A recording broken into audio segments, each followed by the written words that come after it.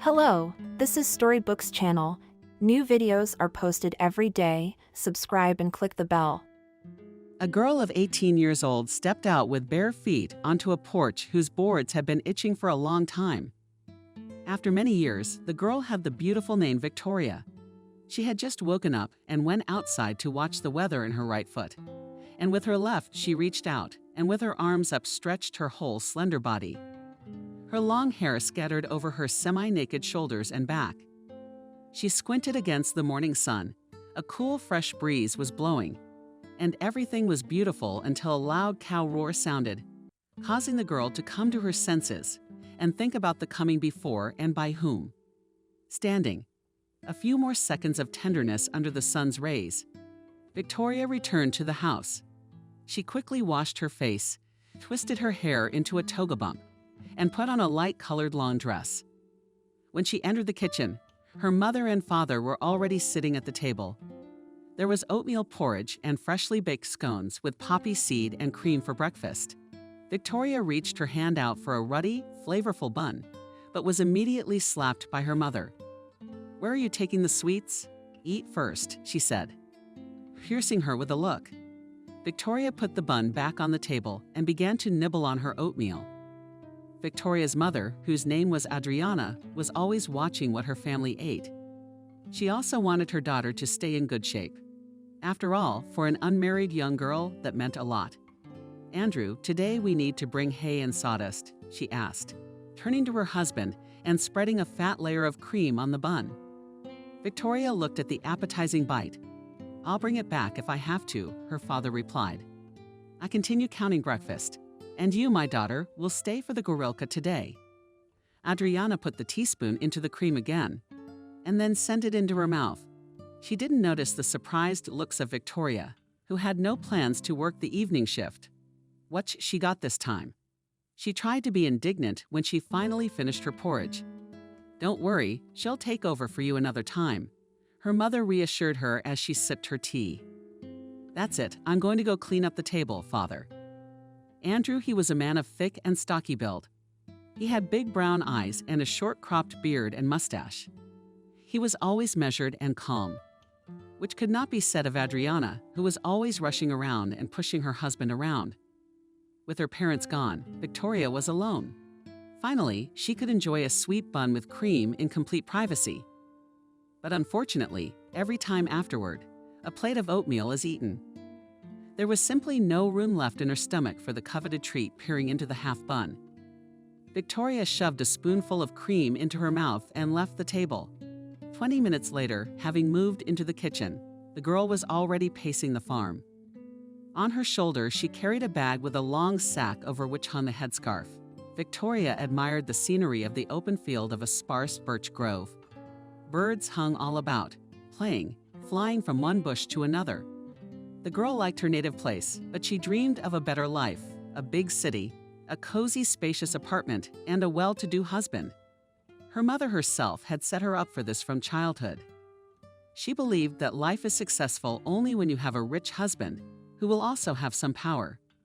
And Victoria took her mother's notion as her own. Especially, what's wrong with having great opportunities and a decent income? Victoria reached the cow reduction farm, which was coming from a large corral. She already realized that the horned animals had been waiting for a long time to give milk and ease their burden. "Come on, my good one, come on," coaxed Victoria, trying to negotiate with the cow to take the right pose. The girl then took a jar of cream and applied a small amount of it for a while to wear it. She proceeded to the blackboard. Her fingers grasped clearly and coherently, releasing the nipple. Thin white lines of milk rushed into the pail, hitting its wall. They made a tinkling, lingering sound, but it soon became more muffled, and that meant that the white nutrient fluid was getting bigger and bigger. Yes, at that time they didn't know that machines would be invented someday. In the meantime, the milkmaid, immersed in a kind of meditation, went from one cow to another. When Victoria finished, the time was already approaching dinner. The girl ran her hand across her forehead.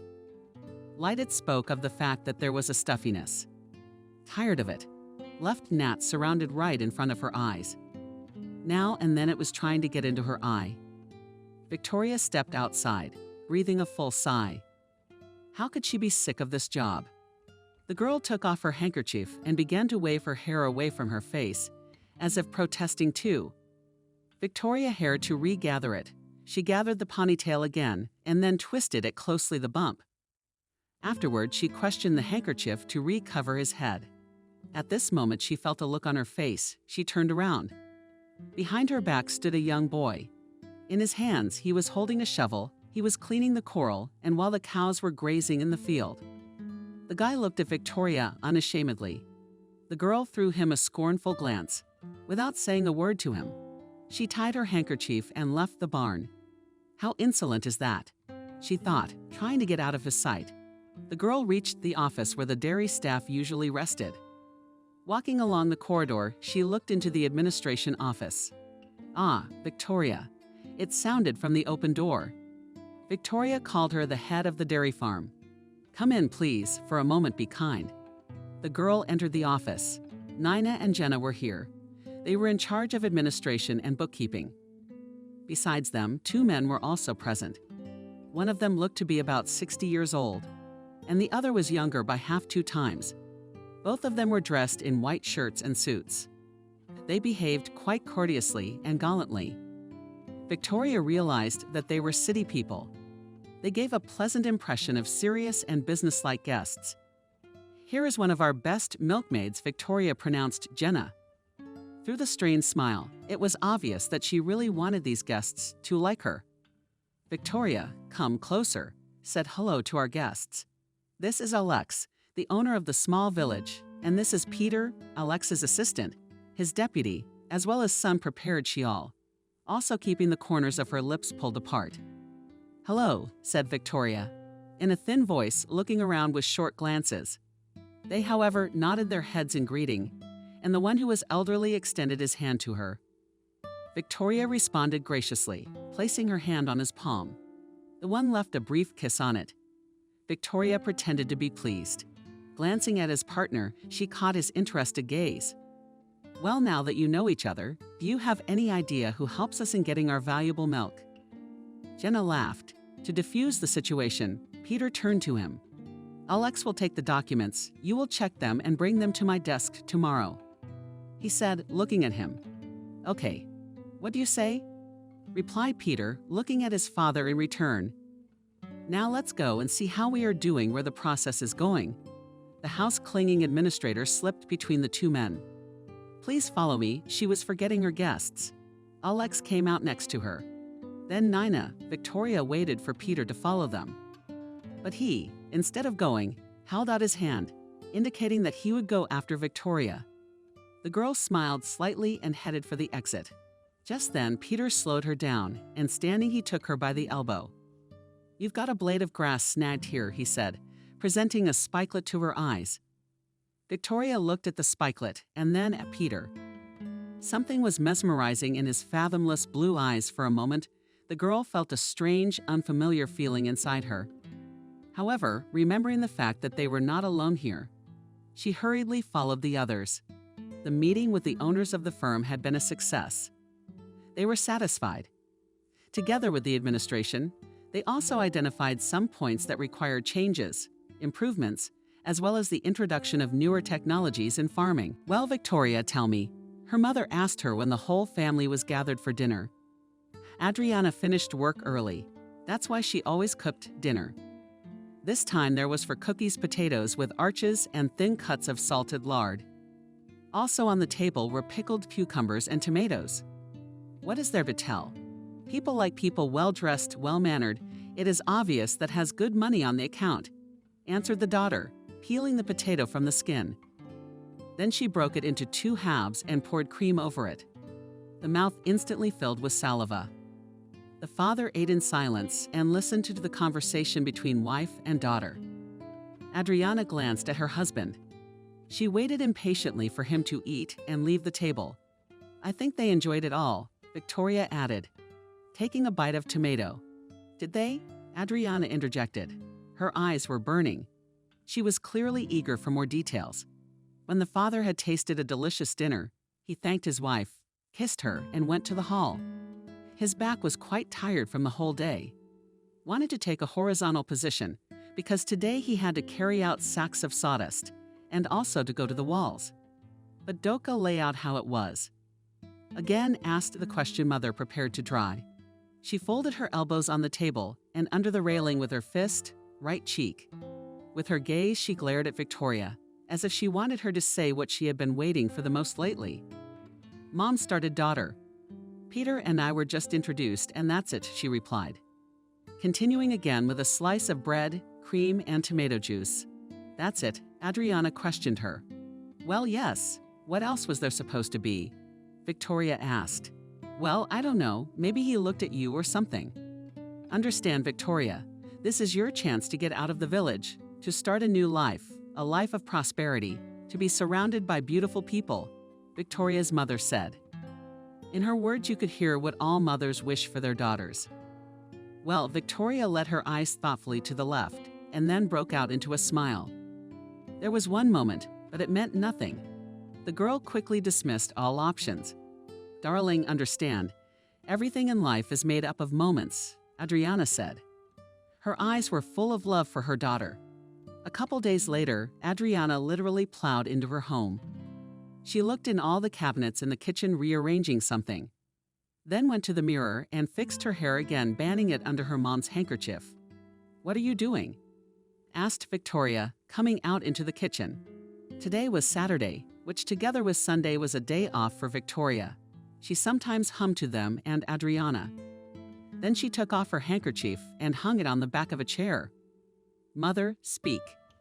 Victoria, who was bursting with curiosity, could not bear it.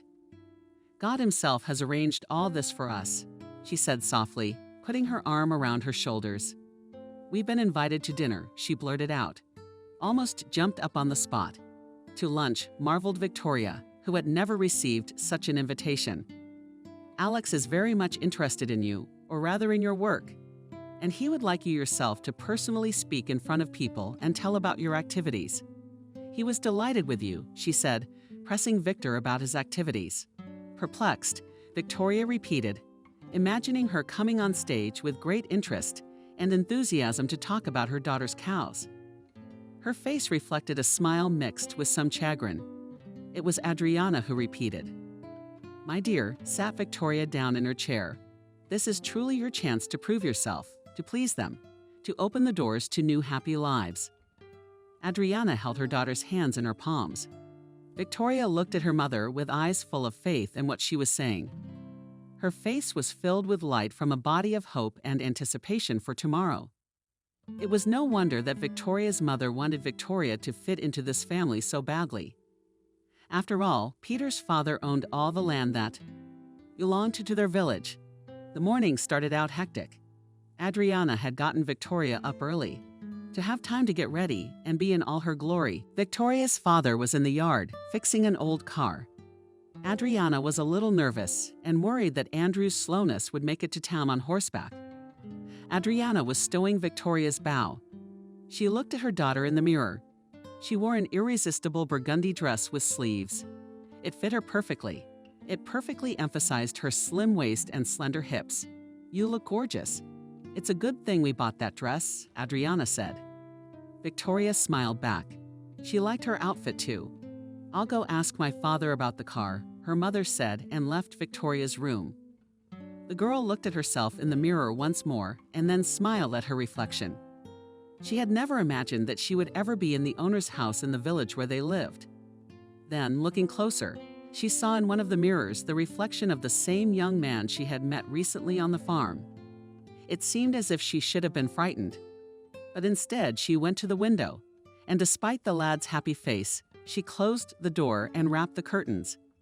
She wasn't going to respond to signs of attention or support the dubious game of a commoner cleaning the local barn. By the way, this guy had only recently arrived in their village. Victoria didn't even know his name. Well, my daughter, are you ready? Her mother entered the room. She herself was dressed in a light brown colored jacket and skirt.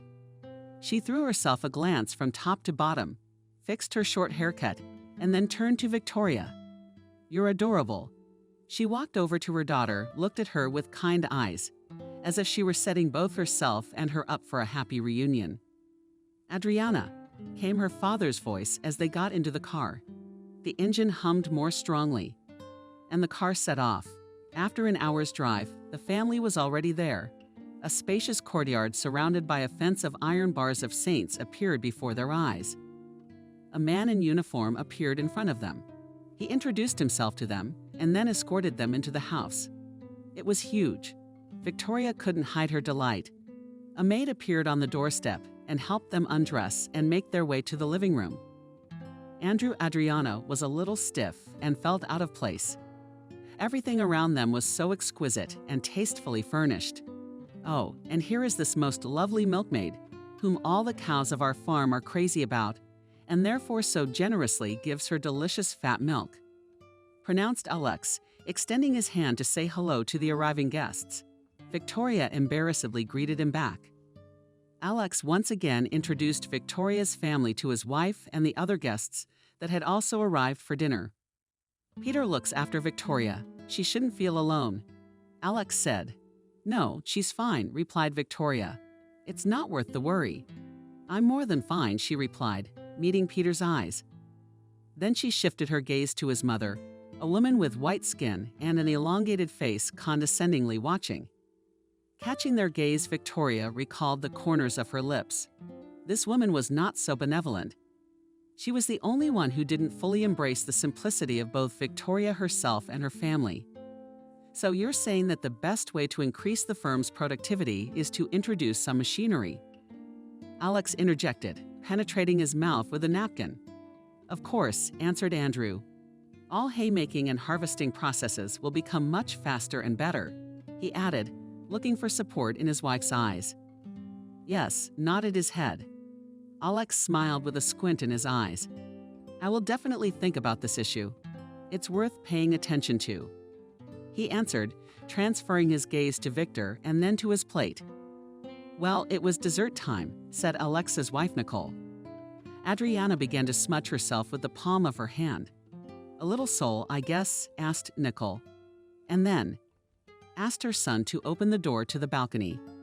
Victoria left the table. She wanted to walk around a bit. A hot lunch and filled conversation, and warmed the atmosphere around them. Peter escorted Victoria into the garden. "Show her our greenhouse," she said kindly. Peter approached Victoria and put his elbow out and waited for her to respond to the invitation. The girl took his hand and together they went outside. Victoria felt as if she had entered some other world. The fields, the stalls, and the cows remained somewhere far away. Peter walked slowly, unhurriedly, as if letting Victoria enjoy his company. Finally, they came to a tall flower where purple roses grew. "These roses are very beautiful," Victoria muttered, looking at the voluminous bud and sturdy roses. "You and Victoria are as charming and delicate as these roses," said Peter, standing behind the girl. "I wish I had met you sooner. Can we switch to you?" he asked. "Why not?" replied the girl. "How is it that your parents, simple laborers, were able to raise such a beautiful child?" Continued to pour compliments Peter, trying to turn the head of the young lady. "Thank you for the compliment." Embarrassed, Victoria replied. She did not realize that Peter, being older than her by 12 years, used to generalize young beauties, becoming in their eyes a kind of standard and ideal. "Peter, please come to the table." The voice of the maid came from the back porch to summon them. The two returned. The rest of the dinner passed in the same good atmosphere. Andrew and Alex were able to discuss some things. Nicole and Adriana chatted about matters of the heart. Back home, Adriana started asking her daughter how it went, what they talked about with Peter, did he like her, how did she like him. Victoria didn't have time to answer her mother's questions. "Oh, Mom, he's incredibly smart and handsome. I think I'm in love," Victoria muttered. Collapsing on the bed, her mother exhaled with relief. She was glad that her daughter was also attracted to him. So one day Victoria's life changed instantly. The girl was happy. The preparations for the wedding were in full swing. "How wonderful that miracles happen," Victoria said, trying on the dress. Adriana had good sewing skills, and then she decided to sew the dresses for her daughter herself. "Will you be the most beautiful bride?" Adriana replied. "Needles another layer of puffy skirt." A week later, the dress was ready, and another week later, the wedding day came. Victoria was looking forward to it. Her heart was pounding with happiness. She waited with bated breath for the moment when she could meet her fiancé and become his lawful wife. The church building was filled with music. Choruses of women's voices carried along the walls, thrilling everyone to the point of goosebumps. The groom stood at the altar on either side of the aisle. Seated were the guests waiting to see the bride.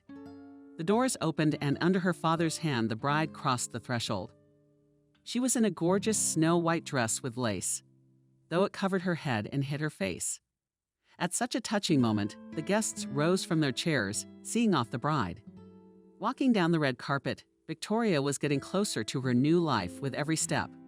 Finally, she equaled her groom. Peter took her veil with his hands and revealed her face. The girl's bright brown eyes looked up at him.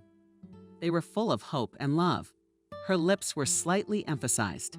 Victoria trusted him with her life and her destiny completely, without a trace. The Holy Father baptized the young people, then read a prayer, and then went on to the most important thing. He asked the consent of the bride and then of the groom. After answering yes, he sealed the union with a prayer to cross again. Victoria and Peter exchanged rings and kissed each other for the first time. Henceforth, Victoria became a married lady.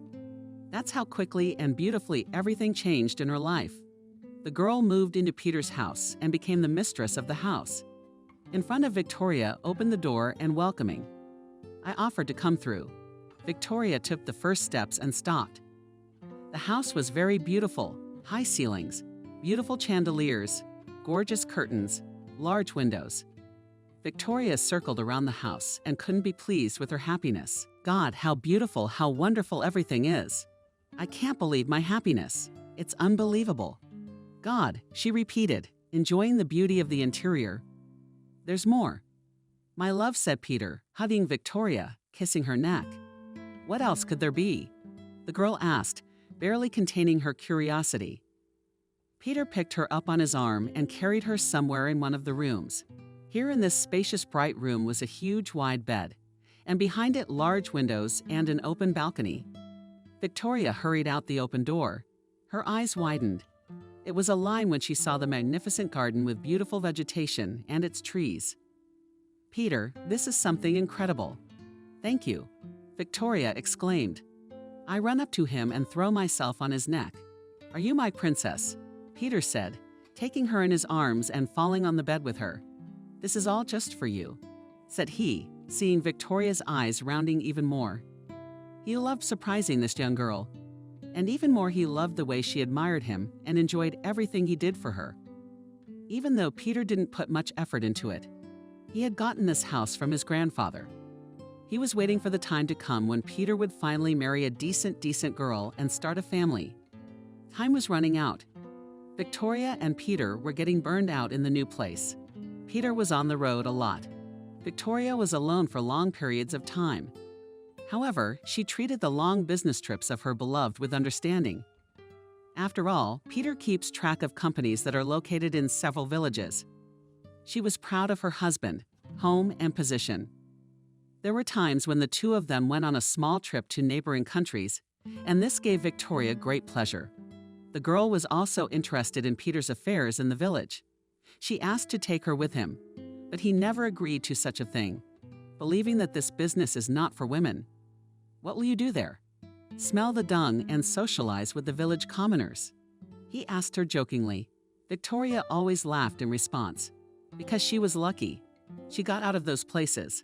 Then go and show everyone who's boss, she said playfully, and then she kissed Victoria goodbye. Peter went to the village. His father had long ago talked to Peter about putting some of the business into his hands so that he would be the sole master of the property. Peter had not agreed at first. He didn't want to take responsibility for the documentation and items of expenditure and income. But his father still insisted. After all, the son is already 30 years old. It's time to learn how to run his own business. So gradually, immersing his son in the working moments, Alex transferred some of the powers into his hands. The new car was parked near one of the village houses. Peter made a couple of signals. A girl looked out the window. Seeing Peter, she broke out in a smile. A few minutes later, she got into the car with a businesslike look and a black folder in her hands. Peter pressed the gas, and the two drove off in an unknown direction. Peter had never been noted for his fidelity and did not attach much meaning to his marriage. He loved freedom and independence more than anything else in the world. It never occurred to him that he had to be faithful to anyone. He was only following his father's instructions, which he tried to fulfill. But nevertheless, it could not affect his usual way of life. Even so, lovely, pure, immaculate Victoria could not make it while Peter was doing important business in the village. Victoria leaned idly in an empty house. At times, the girl was just dying of boredom. She didn't know what to occupy herself with or how to entertain herself in such a big house. With every day all comfort and all beauty, what there was in this huge house was beginning to be a source of boredom and despondency. One day, as she walked through the rooms of the house, Victoria reflected on her husband. She wondered if it was good, how he was doing. The longing with each passing minute piled a heavy weight on her shoulders and chest. The girl was already beginning to miss her native places, her friends, her table and tea parties, her walks among the fields, and even those cows. As she pondered and walked aimlessly down the corridor, Victoria didn't notice that she had elbowed the tall lawn where the dwarf guest roses were growing. They had once had a beautifully green cap covered with many peaches, their butts. Now it all lay on the floor, mixed with shards of lawn and skates from the ground. Victoria froze in place, examining what lay chaotically on the floor. Victoria then knelt down and began picking up the earth with her hands. After she brought in new ones, she took a broken rose bush and went out into the garden. She began to plant the roses in new vases. First, she trimmed all the damaged branches, removed the dry leaves, and returned the flower to its house. Taking a closer look at it, she concluded that it was a little dull. Dug up a couple more bushes of other colors in the garden. She also planted them in the neighborhood. These activities were quite fascinating to the girl, who spent an hour with the flower. Before she knew it, it was lunchtime. She was informed about it by the maid. When she saw Victoria digging in the ground, she hurried to inform her that she should not have done it. "Victoria," she addressed her, "you know very well that the earth dries the skin on your hands. All you have to do is ask me, and I will do as you wish." The maid said. A woman in her 50s, slightly overweight, but very sweet. Her name was Evelyn. She was very kind and caring. "I wanted to do it myself," Victoria replied. "I think I did very well," she said with a smile, admiring the work she had done. "Yes," Evelyn replied. "You've done very well with all those colors. I think you certainly have a talent for it," the maid said. Then Victoria and Evelyn went to lunch. Victoria sat alone at the large table. Peter did not make it in time for lunch, citing his business. Victoria lazily hung spoonfuls of soup, still hoping that Peter was about to appear at the door of their house. But time passed, and Peter still did not come. "Can I get you anything else?" Evelyn asked, seeing the indifferent face of the hostess. "No, thank you. It's quite enough," Victoria replied, finally putting a spoonful of borscht into her mouth. She felt the loneliness filling her from the inside again. However, victories and from the sights of her favorite pie with nuts, Victoria visibly cheered. The portion of glucose had done its job. The girl's head was filled with thoughts that had never visited her before. She pondered the frosting and the combination of colors and what was the best fitting pot for them. Leaving the table, she headed out to the garden again. After being there for 2 more hours, she called Evelyn and dictated to her a list of items she needed for her ideas. At that moment, the girl was filled with energy and spirit. Her eyes were burning. She wanted to create. Evelyn, having written down everything she needed, informed the driver. She intended to go to the city to do some shopping. But Victoria herself stopped her on the doorstep. The owner was going to go with her, choosing one of the best outfits that Peter had given her. Victoria got into the car. Evelyn was interested in such an abrupt change in the girl's mood. In a year of working as a maid in their house, this was the first time she had seen Victoria like this. Victoria was very happy to get out into the city and do some shopping herself. She took great pleasure in purchasing the pots she had needed last week, as well as fertilizer and various feedings. Along with this, she had purchased a small decor in the form of cotton flowers, and the same cotton in their birdies, beige and yellow in color, spending her time doing something she was definitely enjoying. Victoria was beginning to feel a new flavor of life. It's a great feeling when you can create something with your own hands. Make decisions on your own. Beautiful streets of the city, carved sidewalks, store windows, unusual passersby, proud girls, young guys, some with frowning faces, and some happy, contented. It all amused Victoria terribly and amused her. Evelyn could barely keep up with the girl, holding the bags with the already purchased goods in her hands. She even regretted that she hadn't brought Jack with her, who would have helped her carry the burden without much difficulty for herself. Upon returning home, Victoria, much like the others, was ravenously hungry. She had managed to work up quite an appetite in the few hours she had spent shopping. The cook had already prepared everything for their arrival. Victoria, happy, rushed into the dining room, wanting to savor something delicious as soon as possible. She was really happy and full of life. In front of her stood a large table covered with various delicious things. Hot pilaf with chicken was steaming in the plates. Its aroma stirred her stomach in anticipation of a delicious meal, and rubbing her hands together, Victoria sat down at the table. The cook lowered a portion of the hot dish into her plate. However, Victoria was in no hurry to begin her meal. She sat waiting in anticipation for Peter, who didn't seem like he was going to be here at all. Victoria waited patiently for him for a few more minutes. The cook and Evelyn, who was standing nearby, silently waited for Peter along with her, even though they already knew he wasn't worth waiting for. They threw brief glances at Victoria's radiant faces, which was like a child waiting for her husband's imminent appearance. Then Evelyn couldn't stand it and said Victoria she turned to the hostess, going as gently as possible to inform her. "Peter will not be here for dinner," she mumbled, pushing up her lower lip. Victoria still kept her smile, as if she hadn't taken her words seriously. "Oh, so you're saying Peter isn't coming?" Victoria spoke slowly, echoing Evelyn's words. "Isn't that right? Do you understand?" Evelyn answered, afraid to spoil the young woman's mood. "Well, I see," Victoria said, trying not to show her disappointment. Afterward, she picked up her fork and proceeded to the word. "What a marvelous pilaf!" exclaimed the girl, not paying attention to the resulting tension of the dining room. "I'm very glad you liked it. I cooked it according to a special recipe," the cook said. "I was a little worried about whether you would like it, but I can see that you are pleased," the cook said. With a calm smile on her face, she knew that Peter would not come. She wanted to please Victoria. The girl didn't answer anything else and silently continued her meal. Then she tasted a little salad and fresh vegetables, and then started somewhere in the back of her mind. She still hoped that Peter would be in time for the final part of the dinner. She couldn't wait to tell him about her endeavors and her new acquisitions and purchases.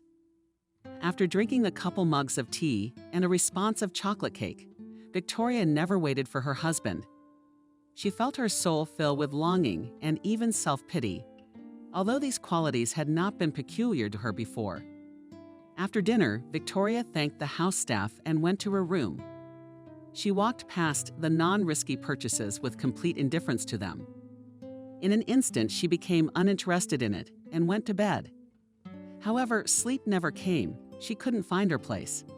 Then she turned on her earphone, picked up a book, tried to fall asleep again, until finally she did not get rid of it at all and fell asleep in the morning from the fatigue that had accumulated during the night. Around 800, Peter showed up. He was a little drunk, but quite in control of himself. When he entered the room, he didn't undress. He flopped down on the bed and fell asleep very quickly. Soon Victoria woke up and saw that Peter was back. She was glad, even though he was tired and asleep and she couldn't talk to him, but he was there for her. He looked so vulnerable and sweet as he slept. Victoria watched him in silence. A whetted appetite made Victoria leave the breakfast room. She headed out into the garden again. Having Peter back, even if it was just before morning, lifted her spirits before he woke up. Victoria wanted to make a couple of the arrangements she had thought of earlier. Her preoccupation with flowers took her off her mind while she picked a few different ones. one pot filled with new ideas and plans that she wanted to put into action.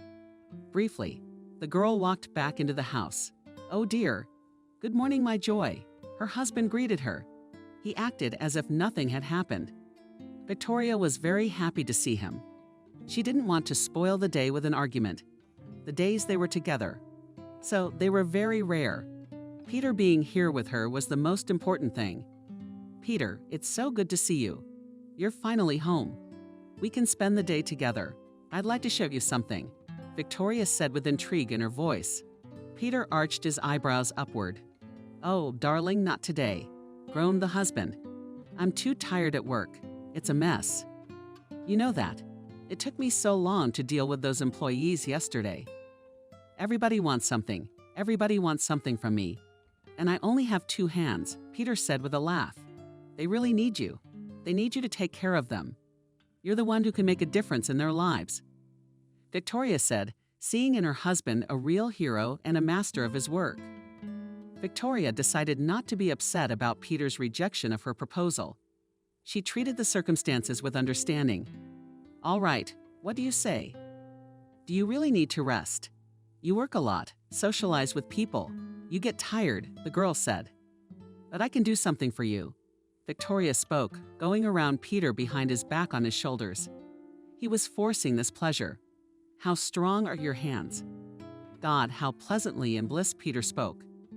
"This is what I've been missing all this time," said Peter, closing his eyes at the pleasant relaxation in his body. Victoria laughed a little at the neck of her husband's shoulders, then slid down his chest to Peter's warm hands. She took his hand and pulled him from behind the desk, dragging him behind her into the room. The doors closed tightly, leaving no pike. No stranger's eye could peek or see what was going on behind the walls of that room. And in the meantime, the whole space was filled with passion and love. In the room hovered gentle kisses and hot hugs. When Victoria decided to fold Peter's pants and jacket neatly, she accidentally discovered money bills that were lying haphazardly in the pockets of his pants. Victoria frowned. Her eyebrows were lost in speculation as to where such a large amount of money had come from. Crumpled, carelessly folded lay in the pockets. Among the bills, a business card belonging to one of the restaurants in the city presented itself to Victoria's gaze. The girl thought that since her husband socializes with different people, their meetings take place under different circumstances. It was quite possible that a very necessary meeting was taking place in this restaurant. Victoria trusted her husband completely. Therefore, she had no doubts about his fidelity. Victoria had a nice house, her own garden, a rich husband's home cook. What more could she want? Everything suited the girl, and now, when Victoria found out that she was carrying Peter's child under her heart, her life took on new colors. Especially Victoria's situation was not recognized at once. It started with a constant and seemingly endless desire to sleep. Victoria, after breakfast, would go to the garden, where she would make compositions at a special table. And after about an hour, she was ready to go to bed right on her desk. Returning to the house, Victoria went into her room, had time to wash her hands, and immediately fell off her feet. After a week of similar attacks, Evelyn was concerned about her condition, that she was spending so much time in bed. Called a doctor. After examining the girl, the doctor concluded that Victoria is completely healthy. To our great happiness, Victoria is completely fine, the doctor said. I addressed both Victoria and Evelyn at once. As with her future baby, however, a smile appeared on his face and his eyes squinted. At that moment, he looked like a cat that had just discovered something very interesting. Evelyn gasped. Her eyes couldn't. Victoria tried to comprehend what had just been said. Congratulations, said the doctor. That'll be $100, he summarized. Walking out into the hallway, Evelyn pressed her palms to her chest. She wanted to kiss Victoria immediately, to hug her and hold her close. But she needed to see the doctor off. I'll be right there, the woman said and ran out after him. Well, stretched Evelyn, returning to Victoria's room. How beautiful it is. My darling, let me give you a hug, she said, holding out her arms to the lady of the house. She gladly accepted. Let's cook these congratulations. Tonight is a delicious dinner. "I'll make a surprise for Peter," joyfully said Victoria, filled with light. However, no one canceled her sleepy state, and she yawned widely with great pleasure. At 6 p.m., the table was set, on which flaunted incredibly exquisite dishes. With the gorgeous Russian Victoria, I wanted to make a feast. She arranged the candles herself and lit them. She also asked the maid and Jack to hang her flower arrangements above the table. Jack had to work hard and sweat a lot before he managed to do it. The clock struck 18 o'clock sharp. Victoria was sitting at the table waiting for Peter. Evelyn was with her. She was standing at the window waiting for Peter to appear. "It should be here soon," Evelyn said, reassuring Victoria. And in a minute Peter appeared on the doorstep. He was a little tired. As usual, he threw off his outer garments and threw his hat on a chair. Then he walked into the living room. The lighted candles and Victoria in her beautiful dress caught his eye and made him wonder what was going on. "I don't know," he said, scrutinizing those present, and especially Victoria. Her eyes glittered. She could barely contain herself from jumping for joy. "You," said Peter excitedly. "What happened?" He repeated. Question grabbed her hands. "We're having a baby." Victoria finally blurted out. Looking Peter straight in the eyes, he stood still for a while. But a few seconds later, when he realized what he had heard, his face changed, stupor replaced by surprise. And then his laughter erupted. Peter lifted Victor in his arms and surrounded him. He was truly delighted to hear the news. "You will bear me a son strong and strong, just like I said, Peter." You could see in his eyes that he could already see his future in 10 years. Victoria clung to him. She didn't care if it was a boy or a girl. She would love them both. After the happy news, life went on as usual. Peter was also engaged in the development of the village, increasing the profits of the dairy farm. Victoria spent all her free time in the garden, tending to the plants. She was much interested in them, reading about them. She conducted various experiments with grafting new teenagers, and also tried to exhibit her compositions in flower stores. But this occupation was rather just a hobby and passion, rather than a desire to get some income.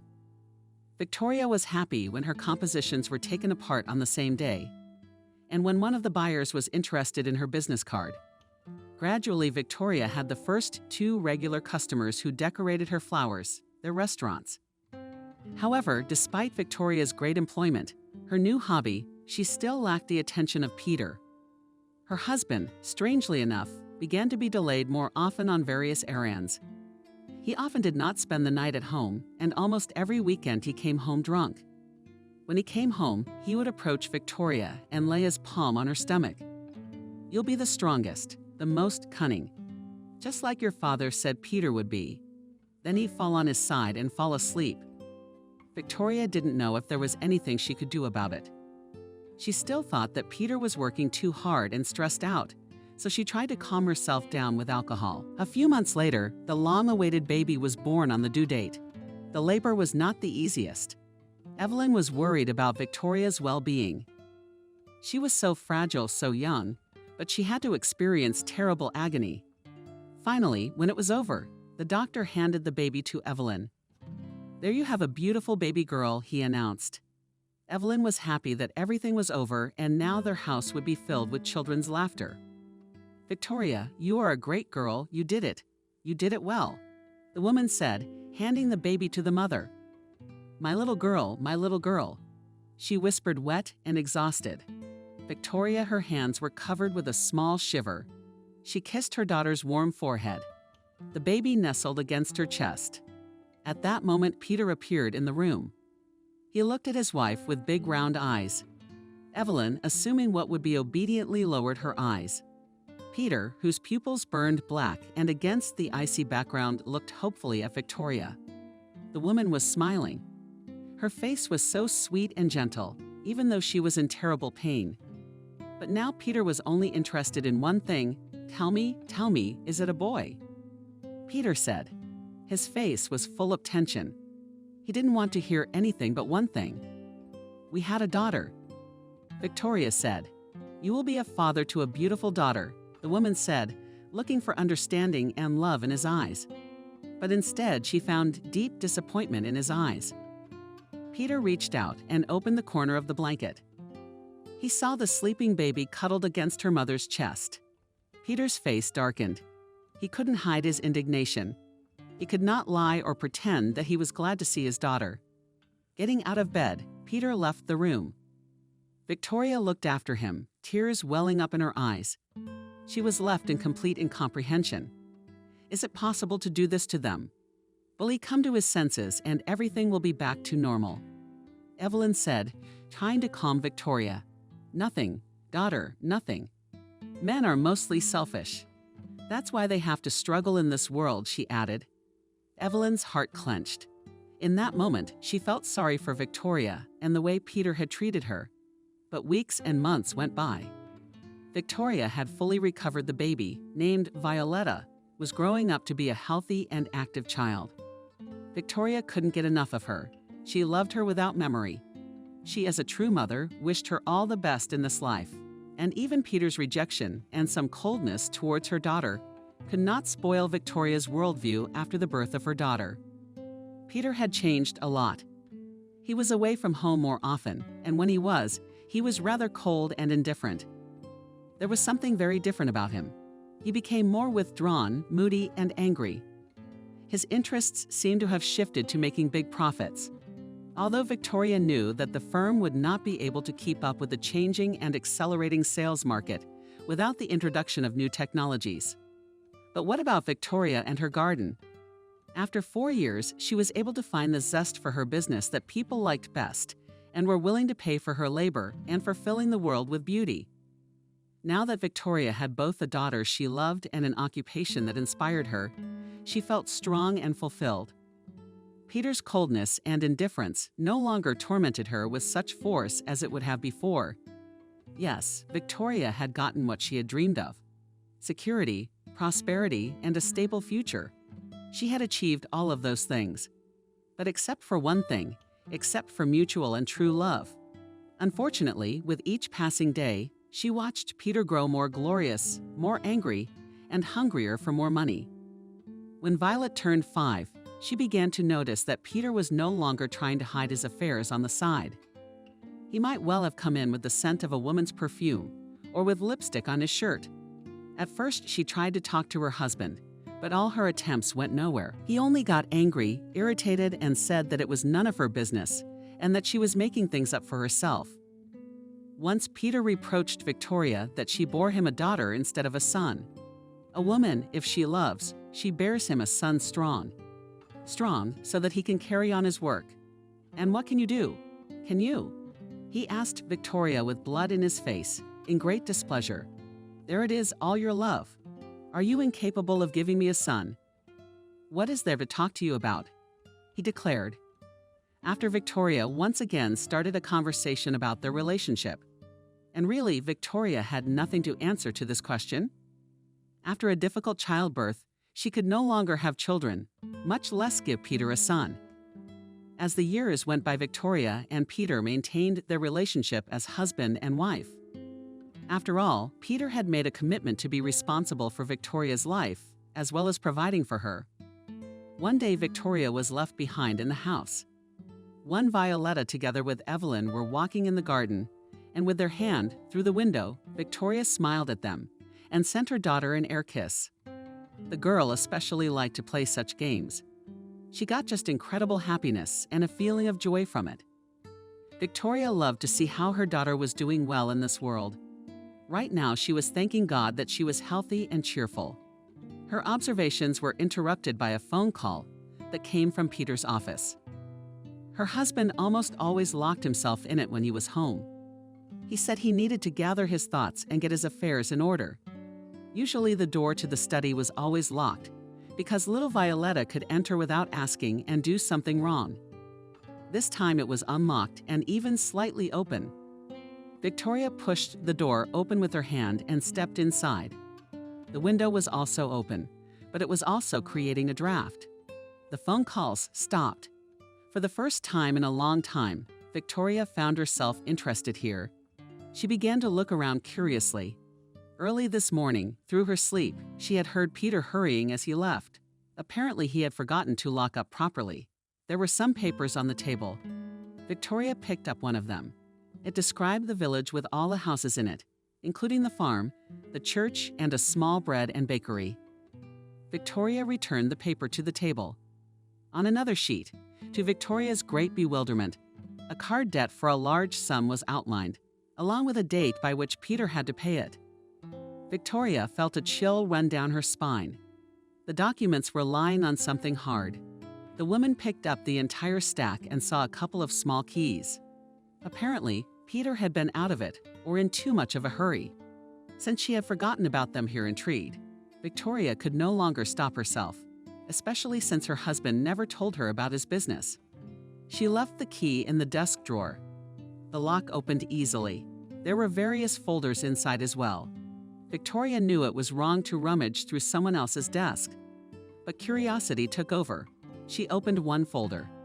Then the other. Her eyes quickly read the lines. Her mouth opened. What she read came as a shock. The documents were from as far back as 7 years ago. Victoria was 16 at the time, and it was at that time that her father had made a pact with Peter that when Victoria came of age, she would be required to marry Peter. This alliance was removed by Andrew from Victoria, a commitment to move out of the village. Victoria looked away from the papers to digest what she had read. Based on Andrew's papers, his family was going to be stripped of their home, evicted to the streets. Andrew had tried to negotiate with Peter's father with Alex to allow them to live in the house at least until Victoria turned 18. Then they would marry her off and provide her with a place to live. That's when it occurred to Alex that Andrew could buy his home if he paid a sum much less than the value of the debt. However, at the same time, he would have to give his own daughter in marriage to his son. The calculated made Victoria flustered. She finally realized that Peter had never loved her. He was only doing his father's bidding. From revealing the secret that fell on Victoria like an icy rain, the woman's breath caught. She reread the document again and again. Don't believe her eyes, so everything was known in advance. Everything was planned, Victoria uttered in a half-whisper. At that moment, a child's laughter sounded. It brought Victoria to her senses. She immediately began to quickly put the documents into a folder and then into a drawer. Afterward, a man's voice was heard. It was Peter, the blood pulsing in the woman's temples. She grabbed the key, but it fell to the floor. Shit, whispered Victoria, trying to retrieve it from under the table. The footsteps were getting closer. What are you doing here? Peter asked sternly. Victoria, did you just close the window? She turned around to face her husband. Ah, Peter. Hello. How unexpectedly, Victoria said, putting on the mask of the greeting fool. I told you not to let anyone in here without my permission. Peter insisted. Victoria pretended that she was going to explain everything. Yeah, sure. But you left the door unlocked. A strong wind blew through the open door, and it turned out to be all from the window that was left open.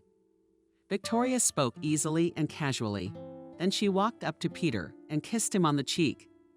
She was about to leave, but Peter held her tightly against him. Victoria was completely bewildered, as she had been the other times Peter had been overcome by a rush of passion. Victoria felt his hot hands on her back. He nestled against her neck. Victoria was completely bewildered. I have to go.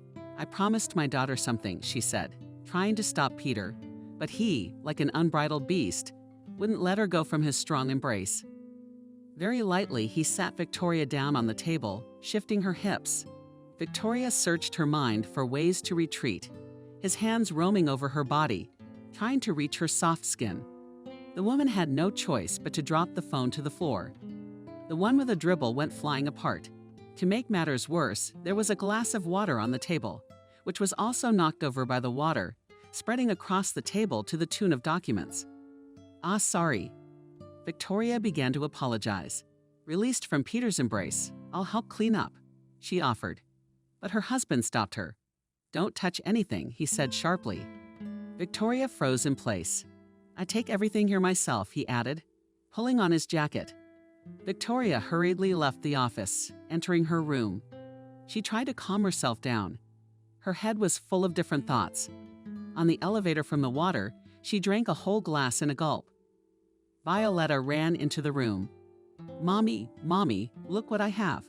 she showing the doll. A weave made of grass. What beauty! Exclaimed Victoria, looking at this creation. Did you make it yourself? She asked. Daughter. Yes, the girl boasted. Then, taking the doll in her hands, ran out the door again. It was getting close to dinner time.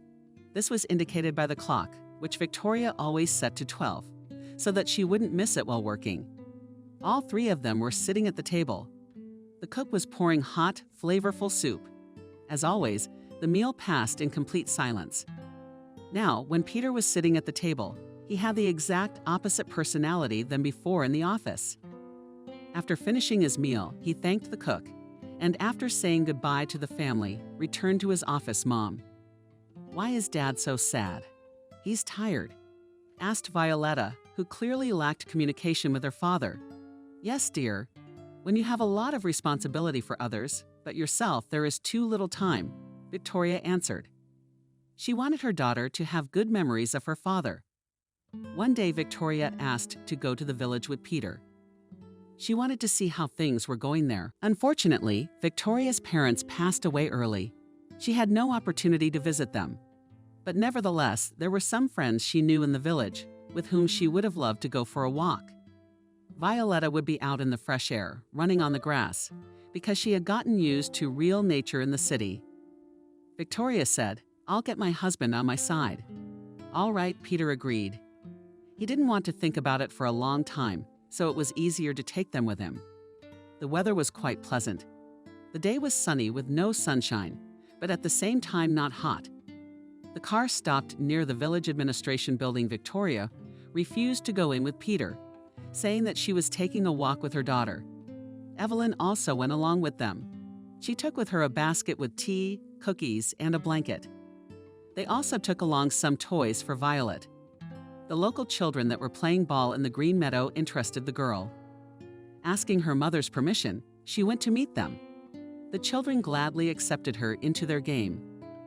Violetta turned out to be very fast and athletic. She easily overtook the local boys. One of them even pushed her in the side. He fell down and rolled on the grass, imitating an incredible fall. The children laughed and continued to play. Victoria Evelyn watched the children sitting on a bench in the shade. Evelyn pulled out a cookie and offered it to Victoria. The woman did not refuse. Violetta, seeing that the adults had started their meal without her, was beside them in an instant. The other children looked at the newcomers with interest. Take a package and share it with the kids, Victoria suggested to her. Violetta happily went to treat the children. While Violetta was having fun with the kids, Victoria decided to walk around the familiar places. Nothing had changed here in a few years. Everything was exactly the same as 9 years ago. Green meadows, a river in the distance, luxurious white birch trees. In some places, there were groves of small, cheerful houses where people still lived. The local cows and horses that grazed in the field reminded her of her former life. There is a price to pay for everything, Victoria thought as she walked down the path. She didn't feel sorry for herself or lament her fate. She was well aware that her life, as it was, suited her perfectly. Even if things didn't work out with Peter. So what? To each his own. That's what she thought. Would you like a ride? A man's voice sounded from somewhere to the right. Victoria paused. In front of her stood a guy about 28 years old. Tall, tanned. The white shirt was just right for him, giving away his distinct physique. Honestly, I haven't done this in a long time, Victoria said, who really forgot the last time she had ridden a horse. But then it's worth updating your skills, the boy said, insisting on his suggestion. Victoria looked at him thoughtfully. Hearing it from the mouth of a handsome guy was so tempting that Victoria, after some thought, agreed. The guy helped her up onto the horse, then gave her a few parting words. Force the shadows. Don't fidget, don't yell, and don't chase the horse well, he muttered. The whole instruction made Victoria feel the importance of the action. The boy slapped the horse's thigh and the horse lurched forward. Victoria's brown skirt stood swaying. And then harder. The horse's stride shifted to a sprint. The woman held tightly to the rope, then grabbed onto the horse's manes. The wind pondered her face and forced her to spare her eyes. For a moment, Victoria felt fear for her safety. The horse was rushing forward and had no intention of stopping. The woman was beginning to panic in order to stay on top of the horse. Victoria had to lean her torso forward to be in a closer position to the animal. She turned back around. Behind her riding the horse was the same stranger who had offered her a ride. With each passing second, he grew closer. Finally, in one leap, he was behind her horse. Taking the rope in his hand, he quickly subdued the animal. They went back together. The horse walked calmly and obediently along the path. "Thank you," Victoria said. "I was a bit hasty when I agreed to ride," the woman admitted. The stranger stopped the horse, but did not hurry down to the ground. Victoria could feel the warmth of his legs through her dress. "It's time for me to go back. My daughter is waiting for me," Victoria said, waiting for the boy to come down first. The guy, strange as a horse, and afterward helped Victoria down. "My name is Sam," he said, extending his hand. "Victoria," the woman replied, looking at his hand a little slower. She placed her hand on his. Sam leaned in slightly and touched her hand with his lips. "Victoria, I felt awkward. I have to go. Thank you for the walk," the woman said and hurried away from her new acquaintance. He followed her with a glance. Victoria felt a strange feeling inside her. Walking a little forward, she turned around. The strong, sturdy young man very deftly jumped on the horse, and taking the second horse, rode off on his own. "Mother, where have you been?" "I'm hungry." Violetta spoke in a ringing voice. The little girl had already met everyone. "She's very sociable," Evelyn remarked, approaching Victoria. "Where did you go?" she asked, looking at her in both neck, strands, and face. "I decided to go for a little walk, and then I realized that I had already gone very far away, so I was in a hurry to get back to you." Victoria lied. "You got here just in time. It was lunchtime," Evelyn said, looking at her watch. 10 minutes later, everyone was in the dining room of the administration building. The table was set modestly, but quite tasty. Violetta wrinkled his nose and was cranky, not wanting to eat the soup. Peter was as serious as ever. He quickly finished the soup and moved on to the second one. Victoria looked at her husband, remembering Sam. He was much younger than Peter. His face was bright and full of life. He seemed kind and noble. What could not be said of the perpetually scowling and angry Peter? After lunch, the whole family, including Evelyn, moved back home. Victoria was glad that she had gotten out to her hometown, even if there were no relatives left here. Then came the fall. Gray, dreary days stretched out in an endlessly long succession. Victoria finished the garden and had already moved all her plants to the spacious warm loggia. The woman was relaxing in an armchair reading a book. Suddenly, Peter burst in. He was irritated and angry, casting a cold look in his icy eyes. He made his way to the window, then abruptly turned around and, rubbing his chin, suddenly asked, "You entered my office without my knowledge." He was clearly agitated. "I have no need to go in there," Victoria replied in a calm tone, continuing to read. "Where is your daughter?" he asked. Breathing heavily, Violetta with Evelyn, they are strolling in the garden. "What's wrong? Are you worried about something?"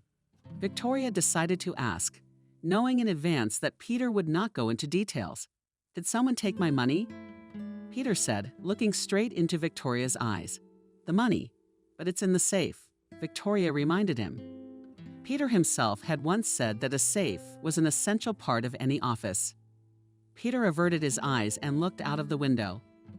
Violetta, together with her, they were indeed walking under the umbrella and were already on their way to the house. Without saying anything more, Peter returned to his study. The door was not fully closed, so Victoria was able to see Peter pulling paper bills out of his wallet. He counted them, then tossed them on the desk and looked in his wallet again. Victoria remembered the card debt she'd learned about from the papers on his desk. The woman had said nothing about it to Peter. However, she herself began to guess that her husband's affairs had become quite bad. The following month, Victoria asked Peter to go to the village again. She wanted to ask some of the villagers secretly from him about how things were going on the farm, the bread, the bakery, and the village in general. However, this time Peter answered with a firm refusal. It wasn't surprising, really. It only further confirmed her hunches. 30 minutes after her husband's departure, Victoria called a cab and drove off to the village by herself, already on the approach to the village. She recognized Peter's car, which was parked outside the house where her childhood friend lived. Victoria asked the driver to slow down, and he obediently stopped. Peter soon emerged from the house. He walked briskly toward the car. A minute later, a young woman about Victoria's age appeared on the porch. It was Maria. She ran after Peter, carrying a package in her hands. Handing it over, she spooned her lips into Peter's. Victoria watched with bated breath. After the engine hummed, and Peter drove further to the administration building. Victoria ordered the driver, "Go ahead." After 20 meters, the car turned left. Victoria slipped the driver a few more bills, paying him for waiting. The woman got out of the car and headed for Maria's house. She was determined. She was tired of living in guesswork and ignorance about what the future held for their family and what Peter was going to make of the village. A knock sounded on the wooden door. Maria appeared on the threshold. She looked at Victoria's. Something happened inside her that she let her into the house with ease. "Come in, don't be shy," she said. Perhaps Maria had decided that Victoria had arrived with Peter. Maybe something else had influenced her behavior. The woman entered the house, not knowing where to start the conversation. "How long has it been since we've seen each other?" Victoria began to take a seat in the kitchen. She was dressed in a beautiful long dress and an equally long coat. A handkerchief with large pink flowers lay neatly around her neck and chest. She looked much more noble and beautiful than Maria herself. Victoria had time to notice the slanted glances in her direction. "Why have you come?" asked the teapot. "So I thought I'd visit, see how you're doing." "Yes, to ask how things are going in the village." Victoria blurted out, "I'll give it to you straight." "What's there to tell?" Maria started with a question. Then, after waiting for the water to boil, she made tea. The jet of steep boiling water filled with a soft sound behind Warnig. "Peter and I have been together for a long time. Is that what you wanted to know?" Maria declared, running up mud with tea, friend. Victoria silently lowered her eyes. She guessed about her husband's cheating. But it's one thing to guess, and another to hear it when you are told it head-on. "Tell me, please, how are things on the farm and in the village in general?" I found the strength to ask Victoria.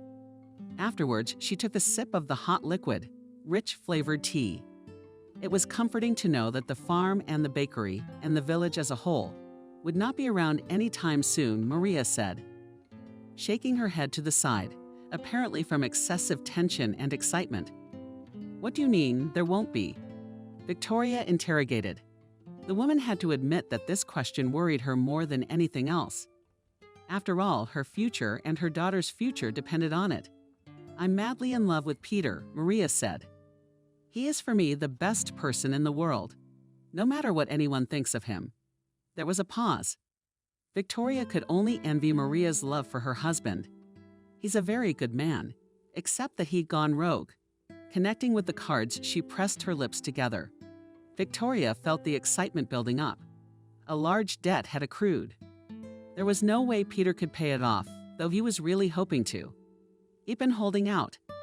Now he was given a condition and interest. A year later, the amount has multiplied. It was impossible to close it on his own. Maria sighed. "But I'll still be with him until the end." "He is all I have," she said, looking at Victoria with eyes seeking sympathy and understanding. Victoria couldn't give her that. She didn't feel an ounce of pity for Peter, who had completely thoughtlessly disposed of what he had gotten with the ease of his father's hand. "Are you saying that Peter will have to give the village to someone to whom he owes a debt?" Victoria clarified. "Unfortunately, yes. He's not capable of handling it on his own," Maria added. Victoria had nothing more to say to Maria. The woman asked her not to tell Peter about their conversation. Saying goodbye, she left the house. Turning the corner, she headed toward the river. Here, as usual, there were almost no people. The locals had long been accustomed to the views here. Therefore, they were not particularly fond of such walks. By fate, he was here too.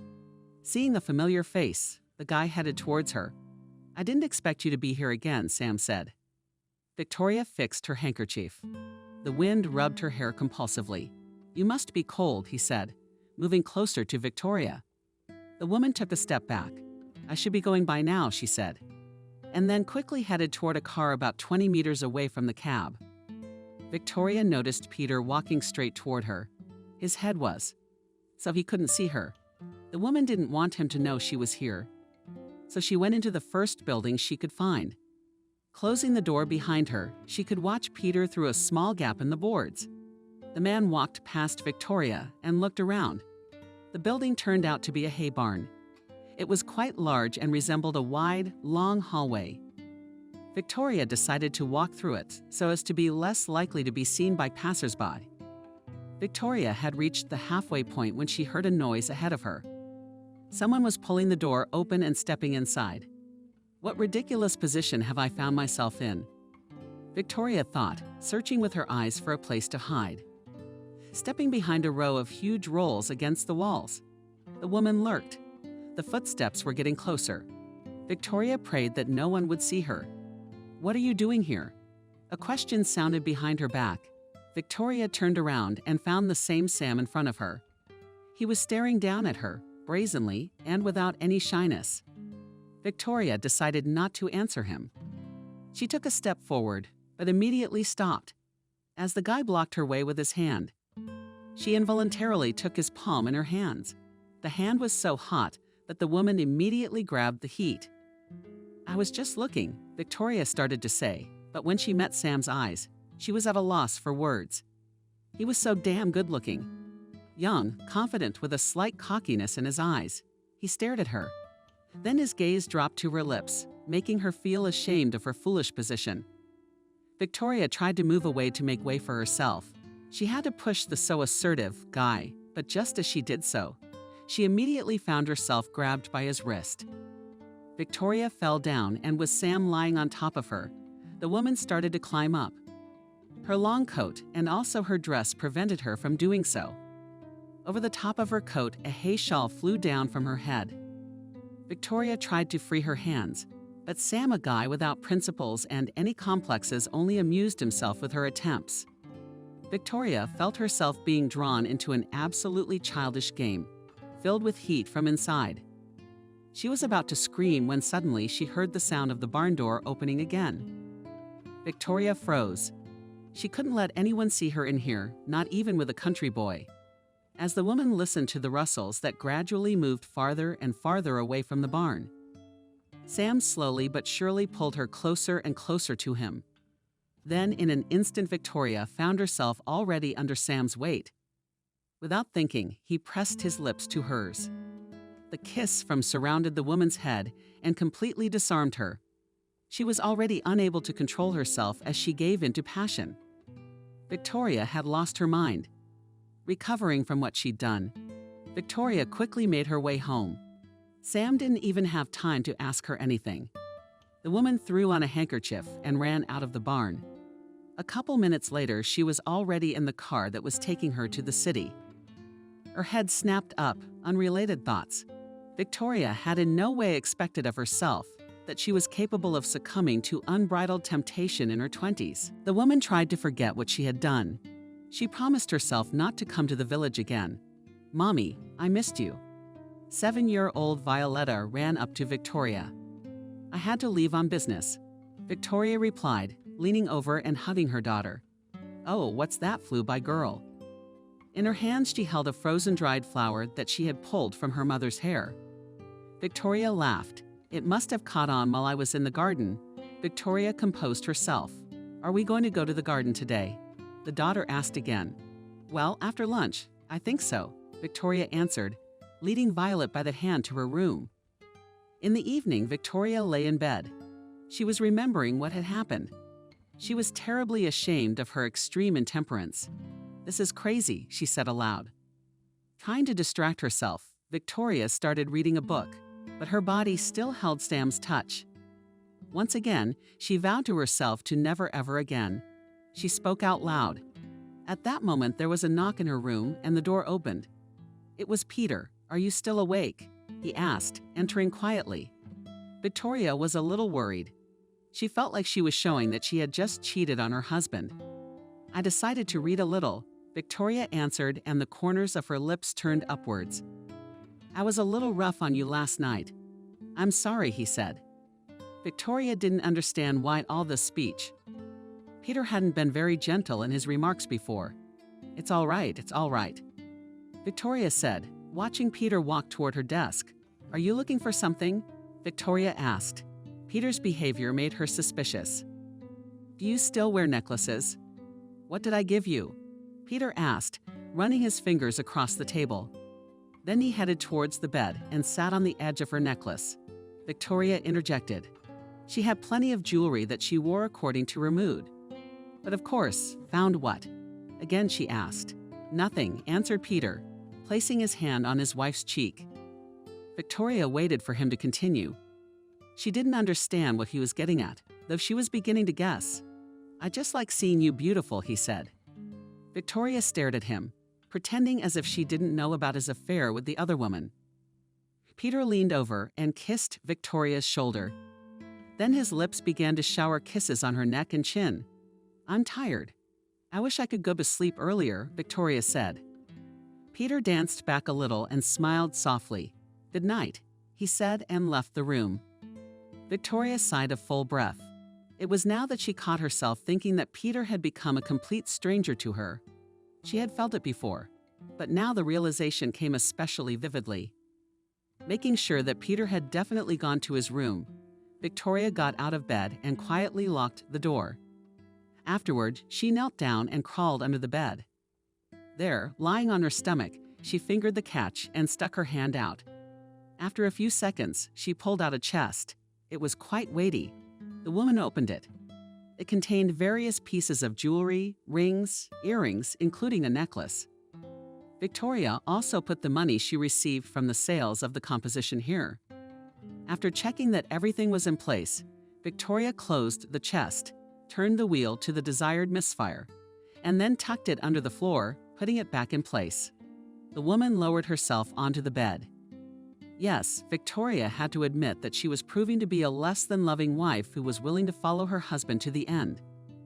Victoria's first thought was for her daughter's future. After learning about her husband's gambling debt, she decided to save for emergencies on her own. Peter did not tell her anything often and sat in his office for long periods of time, so over time she lost all trust in him. But since her flower business was not yet bringing in a steady income, she was forced to save and put away what she had gained. "I need you today," Peter declared. Early in the morning during breakfast, Victoria was extremely surprised by his proposal. "May I ask what for?" Victoria asked. "Being in high spirits, you're my wife, and so you will act as my support." "When I talk to the phones," mumbled Peter, sending the sandwich into his mouth. Victoria almost choked on it, barely restraining herself from coughing. She carried the mug with tea to her mouth. "And what issue will be raised for discussion?" again asked his wife, wanting to learn more about the upcoming trip. "You know everything on the spot," Peter replied. Strong coffee. Afterwards, he took out a cigarette and lit it. "Peter, we agreed that you would not smoke at the table," Victoria said. Peter puffed hard and let out a big club. "Smoke didn't ruin my morning, darling." Peter answered her without blinking an eye. Victoria, taking a mug of tea, returned to her room. Such boorish behavior of her husband was pissing her off beyond belief. But she couldn't do anything about it, to start fighting someone who was knowingly stronger than her. She considered it empty foolishness. By 11 o'clock, the car pulled up to the village administration building. Peter entered the office and began to look for something among the papers. When she asked him what he was looking for, Peter said nothing.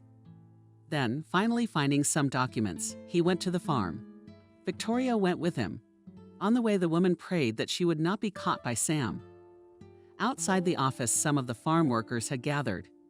They all wanted to ask their questions. Victoria was concerned that they were not friendly. Seeing Victoria's Peter, people in gray and dirty clothes turned towards them. "When will we get our paychecks?" asked one of the women. She was large with an apron over her jacket. It was obvious that she was missing a couple of teeth. Victoria felt uneasy. "Where's our money?" It sounded from somewhere to the right. Victoria turned her head and saw a familiar face. It was Grandma Nura, who had been working as a milkmaid on the farm for a long time. The thieves shouted from the crowd, "Are you living off us?" Angry poked a young girl Victoria with her finger, slammed her saliva down. Her throat was dry. She's never been in an argument like this before. "That's why I came to you with my wife," pronounced Peter, not paying any attention to the discontent before wearing this pillar. Victoria looked around at the angry faces with sharp stares raining down on her. Women and men looked at what once lived with them and worked in this dairy and now stands all dressed up in expensive clothes, while they are forced to lead a miserable life, collecting pennies and economizing on every piece of bread. "Are you saying that you want a salary?" interrogated Peter, turning to the young girl that stood closest to him. "Yes, Peter. Everyone wants to be paid for his labor," she replied, not afraid to look the dairy owner in the eye. "Well, I heard you. Let's see how well you work," Peter said with a sly smile. He squinted at the girl, stopping his gaze. "What are your duties?" he asked, you lifting her chin with 2 fingers of your right hand. "I make the cream," the girl replied. "Very good. Bring it, don't sit there. We'll taste it. How well do you do your job?" Sonny said Peter, without removing from his face an unkind smile. The girl hurriedly went into the combine. After came out with a mug, in which fresh cream was poured to half. Victoria watched with bated breath. The mill worker held out the mug of cream to Peter. Everyone around them was silent, not understanding what was happening. Peter brought it to his lips and guzzled a little. "It's impossible to drink. It's disgusting," exclaimed he, completely discouraged the girl and giving her the mug back. "Excuse me, Peter, but the cream is fresh today," she said, confident in her product. "Try it again." She handed him the mug a second time. Peter took it in his hands, but instead of taking a second drink, he raised the mug above the girl's head and tilted it. A white mass immediately poured out over her head. Victoria was shocked. She covered her mouth with the palm of her hand. She felt sorry for the girl, but she couldn't help it. "I'm waiting for an apology," Peter said, keeping his eyes on the girl. Peter tried to stop him. "Victoria, what kind of salary can we talk about when your product does not meet the standard quality?" Peter continued to press. Then he looked up at the others. "Did anyone else have any questions? Why haven't any of you been paid for your paltry labor?" He asked the question. Everyone was silent. People were afraid of losing what little they had left. Then Peter went to the dairy building. Victoria took out a handkerchief and held it out to the girl, but the girl did not accept her help. Looking at Victoria with an embittered look, she took her hand and wiped the cream from her head with the sleeve of her coat. Victoria remained silent. She realized that this girl was going through a very difficult time right now. So when Victoria turned to walk to the farm building, she faced Sam. He was standing in the aisle, not giving any sign. She walked past him, wiping her sleeve with her handkerchief. "Peter, why are you doing this to them?" Victoria asked him as she entered the accounting office. There was no one here. Peter had fired the bookkeeper long ago, so he did all the paperwork himself. "With whom?" Peter asked, as if nothing had ever happened with people. "They work for you. You can't do that." Victoria tried to reason with him. Peter continued to collect the documents, making sure they were filled out correctly. "Peter." Victoria took his hand. "What's going on?" She dared to ask him. But Peter paid no attention to her. Then Victoria shook his hand harder. "Peter." She called out to him again. Peter stopped, then forcefully pushed Victoria to the side. "Don't you ever dare tell me how you can, how you can't," he said clearly, glittering with the wild eyes of a man who seemed to be going mad. More so with every passing hour. Victoria adjusted her coat and handkerchief, which nearly flew to the floor. She looked out the window. There were still people standing in the street. Their moods had only gotten worse. Victoria wanted to run out into the street and go home, but frankly, she was afraid of being among the disgruntled crowd. "Peter, it's true." Victoria began. "Is it true that you're selling the village to pay your card debt?" she asked at last. "True," indifferently, he replied. "And our house is safe." "You didn't stop, Victoria. The house belongs to you. "So don't worry," answered Peter, putting all the necessary sheets in one folder. "So you repaid the debt with the money from the sale from the village." Victoria did not stop, fearing for the safety of the house. Peter answered nothing and left the office. When he reached the end of the corridor, he looked through the window. Everything was clear here.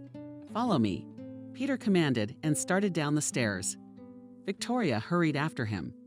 At the last flight, she stopped. A gray shadow caught her eye. She looked up. It was Sam. He was standing a little away from the stairs, but Victoria wasn't going to talk to him about anything. She lifted the hem of her skirt and quickened her step. For the first time in her life, fear for her life and her reputation settled inside Victoria. She was once again ashamed of herself for what she had done. From that day on, peace left Victoria's soul. She worried about the lives of the villagers and her own fate. During dinner, Victoria noticed how Peter, looking for something in the pocket of his jacket, moved his keys from one pocket to another. This key was to his office. Victoria needed to find out if the house actually belonged to her. She needed to see the deeds with her own eyes. That evening, Victoria asked to take Violet away to her room early. The teacher said you need to read more so you can learn to do it faster. Victoria muttered, sending her daughter along with Minna to her room. That's how they stayed at dinner alone with Peter. That evening, her husband drank more than one glass of wine. His body, face, and speed slowed. He took off his jacket and hung it on the back of a chair. Victoria searched her mind for a plan on how she could take the key from his pocket. She had hoped that Peter would soon be out of the elite going to bed. However, he had no intention of doing so. Ashev rose from his chair with another glass. Victoria also became animated. Peter took his jacket off the chair and put it on again. It was time for Victoria to act. She also got up and with a soft, relaxed gait approached her husband. "You again?" She spoke in a gentle voice with her palm. She placed it on his shoulders. "I have someone else to meet," Peter replied. Victoria kissed his neck. "Too bad," the woman replied, and meanwhile she ran her hand into the right pocket of her jacket. At that moment, however, she felt Peter's hand on her thigh. She quickly moved her hands behind her husband's head. "Can't you stay after all?" As a diversion, she asked, and then turned her back to him, giving him a deep cut on her back. Victoria herself hid the key under a napkin. When the seduction, Peter followed Victoria to his room. He had no idea that he was gentle. The massage done by his wife's strong hands relaxed him so much that he literally fell into a deep sleep. When Victoria was satisfied that Peter was asleep, she went back into the living room and retrieved her keys. She then walked over to her husband's office and opened it with the key. Once alone, Victoria began searching for the documents she needed. Drawer after drawer, folder after folder, but the woman found nothing. Crossing her arms over her chest, she began to think about where they might be. After another look through all sorts of shelves and drawers, Victoria left the office with nothing. She locked the door with the key and returned it to her husband. Then she went back to the desk and picked up her ill-gotten glass of wine. Her gaze fell on Peter's car keys. She took them in her fist and headed for the car. She was so caught up in the idea that she forgot to put her coat on. It was raining outside and a chilling wind was blowing. Victoria climbed into the car, stepping out onto her wet fingers and hands. She looked in the glove compartment. There they were. The thin cardboard folder was lying there without anyone realizing it. Obviously, Peter was just about to do something with them. Victoria ran her eyes over the printed letters. Peter hadn't lied about the house really belonging to her. But then why did he need them? Did he really intend to sell the house? Their families too. Pondering her next move, Victoria put her hand on the back of the chair and then looked at the back seat. Oh my God, there were some more papers lying there, spread out on separate bumps. Victoria immediately began to study them. The humidity didn't soothe the wind. What was pouncing on the locked car doors? Victoria covered herself in goosebumps, but her eyes kept reading line by line. It appeared that Peter was about to file for bankruptcy, which meant he would soon be disbanding people from their jobs. The villagers who had already worked and lived on the land for years would now be forced to be destitute and look for a new livable place to live. Victoria decided that she must prevent this from happening immediately. She was undecided whether to go to the village or not right now. And then the car's engine honked. Victoria headed straight for the village. Although the woman had obtained a driver's license, she didn't have enough driving experience. The rain was getting heavier. Victoria was beginning to think she'd overreacted, but she wasn't going to back down. Thanks to the evening time, there were hardly any cars on the street. And so Victoria was on her way to the village. But the rain had washed out the road and a deep puddle had formed. Victoria tried to drive out of it, then drive back, then again overcoming it. But the rubber from the wheels slides through the mud like butter. Then the woman decided to go around her. She turned the steering wheel to the right and went straight across the field, small bits of roughness that got under the wheels, making the car shake and rock. It went on like this until Victoria was back in the driveway. It was about 20 minutes away from the nearest house. At that moment, however, the car stalled. Victoria furrowed her brow in confusion. The gasoline was at 0. Damn, she cursed, pressing her lips together. The rain kept falling. Victoria looked out of the car window at the wet drops that continuously fell on the windshield and pounded on the roof. But here to her right, she saw a figure with the light from a street lamp. It seemed to be a man on horseback. He was approaching the car, blinded by Victoria's spotlight of light. For a moment, Victoria was seized with fear. After a little while, the man turned off the flashlight, got down from his horse, and tapped the window. As much as Victoria hated to open it, circumstances forced her to do so. "Isn't it a little late for you to be here? In this weather?" a familiar voice said. Victoria recognized Sam. She had to admit she was glad to see him at this hour. "We're out of fuel. I didn't have time to mumble." Victoria's wet strands of her hair made her even more interesting. "Why are you here?" Sam asked. In this miserable weather, he acted so calm, as if nothing bothered him. "I'm actually here. It's very important to the villagers." The woman spoke. Raindrops fell on her face. She squinted and occasionally pressed her lips together to remove the excess moisture. "But now it's late, everyone is asleep." Sam was in no hurry. He remembered their last meeting and how horribly her husband had behaved with a defenseless girl. Victoria was silent. He was right to leave her here to deal with her problems herself. "I have money. I pay for a night's lodging." The woman mumbled, not wanting to be inconvenienced. Sam opened the car door, held out his hand to her. Victoria, as she had the first time they met, placed her own on his palm. Sam sat Victoria on the horse, and then jumped in himself. In a matter of minutes, they reached the first building. Sam lowered Victor down to the ground and then tied the horse under the shed. Then Sam opened the door. There was a light on. Victoria walked inside stunned. "What is this? Where have you brought me?" she asked, looking around. A small iron stove, a narrow bed around bales of hay. "This is your lodging," Sam replied. To say that Victoria was completely bewildered, that's not to say anything. The woman decided not to give the appearance that she was extremely displeased. She figured she wouldn't have to stay here. She got straight to the point. Sam tossed in some wood. The heat from the food began to flow more strongly.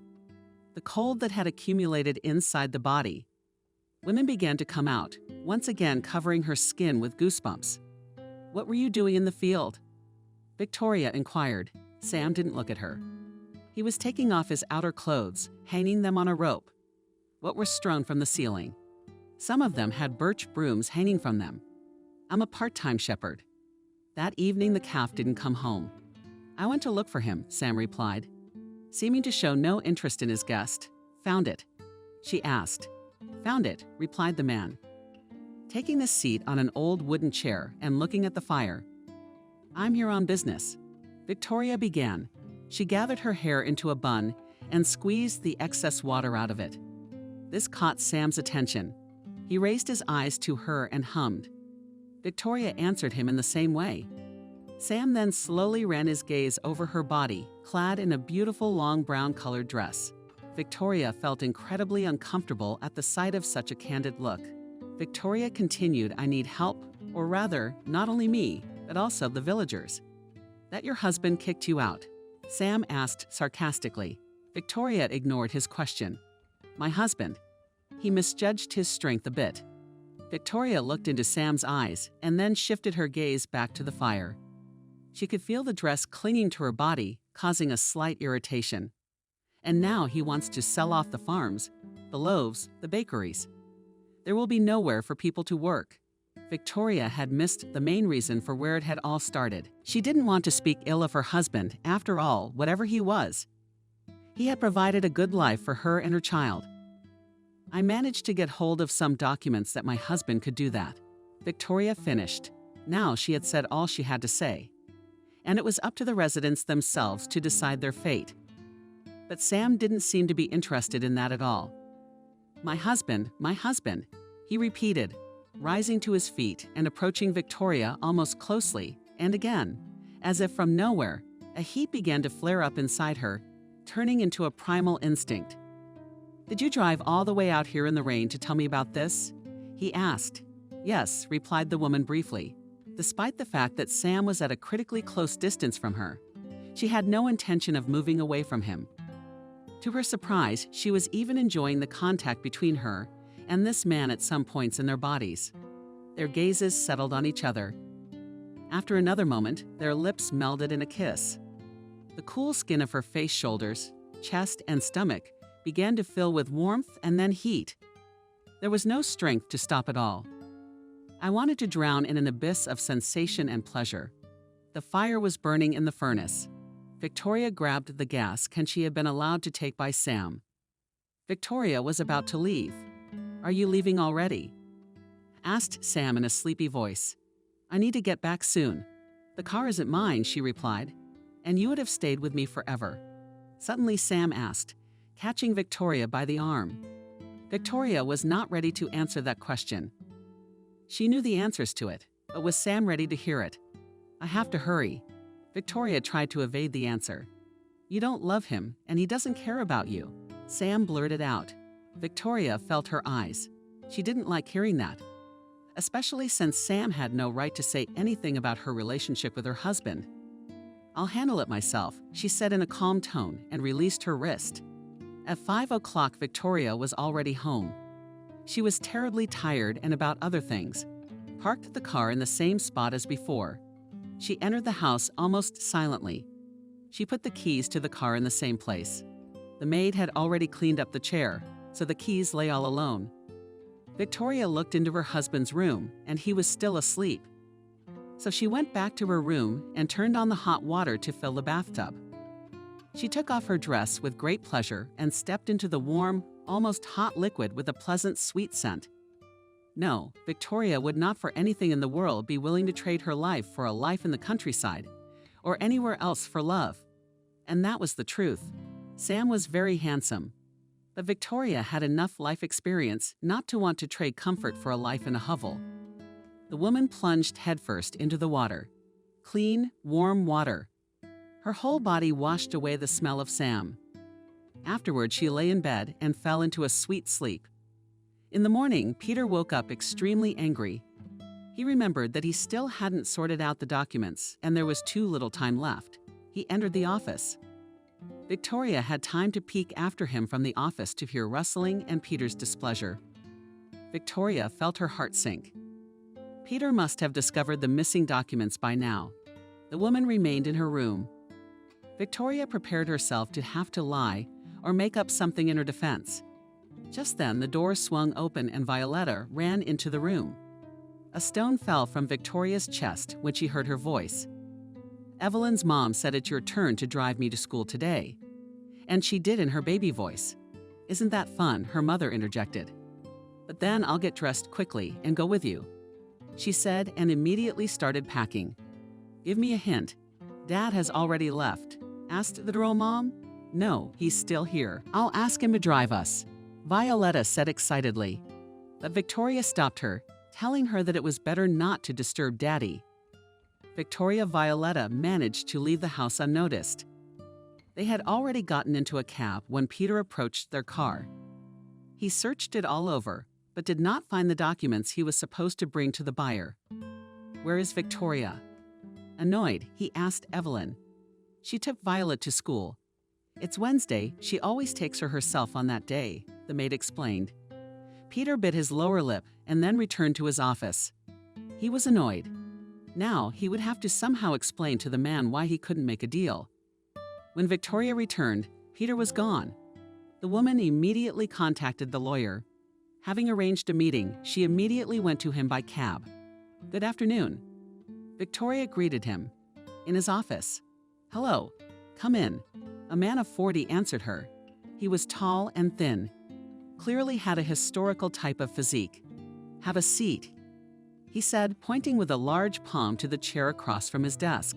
Victoria obediently sat down, waiting for him to finish writing something down in his notebook. The lawyer's name was Robert. Continuing to hold the ballpoint pen in his hands, he sank into the chair, scrutinizing the woman, trying to disrupt the pause that had appeared. Victoria clapped her eyelashes frequently and, asking for a handkerchief around her neck, began her story. Robert listened to the woman and then offered his own solution. This is not the case. Yes, the situation is not easy. The lawyer clutched the pen tightly with his fingers. But fortunately, we have a safe place to store the documents. Just for such an occasion. Encouraging, he stated. Then he stood up and walked to the window and back. When he stopped, he fixed his gaze on Victorious again. What? What is it? His visitor interrogated him, not understanding his reverie. We'll hide the document. But you, Victoria, you yourself are protected. With this question, he stumped her. What do you mean? Victoria said slowly, picking up in her head the possible future developments. As I understand it, your husband is quite a gambler, a big risk taker, and also quite cold and calculating, Robert said. What's your point? Still didn't understand. Victoria, do you really think that Peter might start threatening me? She asked a question that didn't seem to occur to her in any way. Yes, Peter was a big gambler. He made big bets. Yes, he could be too strict. His lessons are not always pleasant, but he has to be. I mean, he has a lot of people under his command. Victoria, your husband didn't just take the deeds to a house that legally belongs to you, the lawyer said, trying to be more convincing.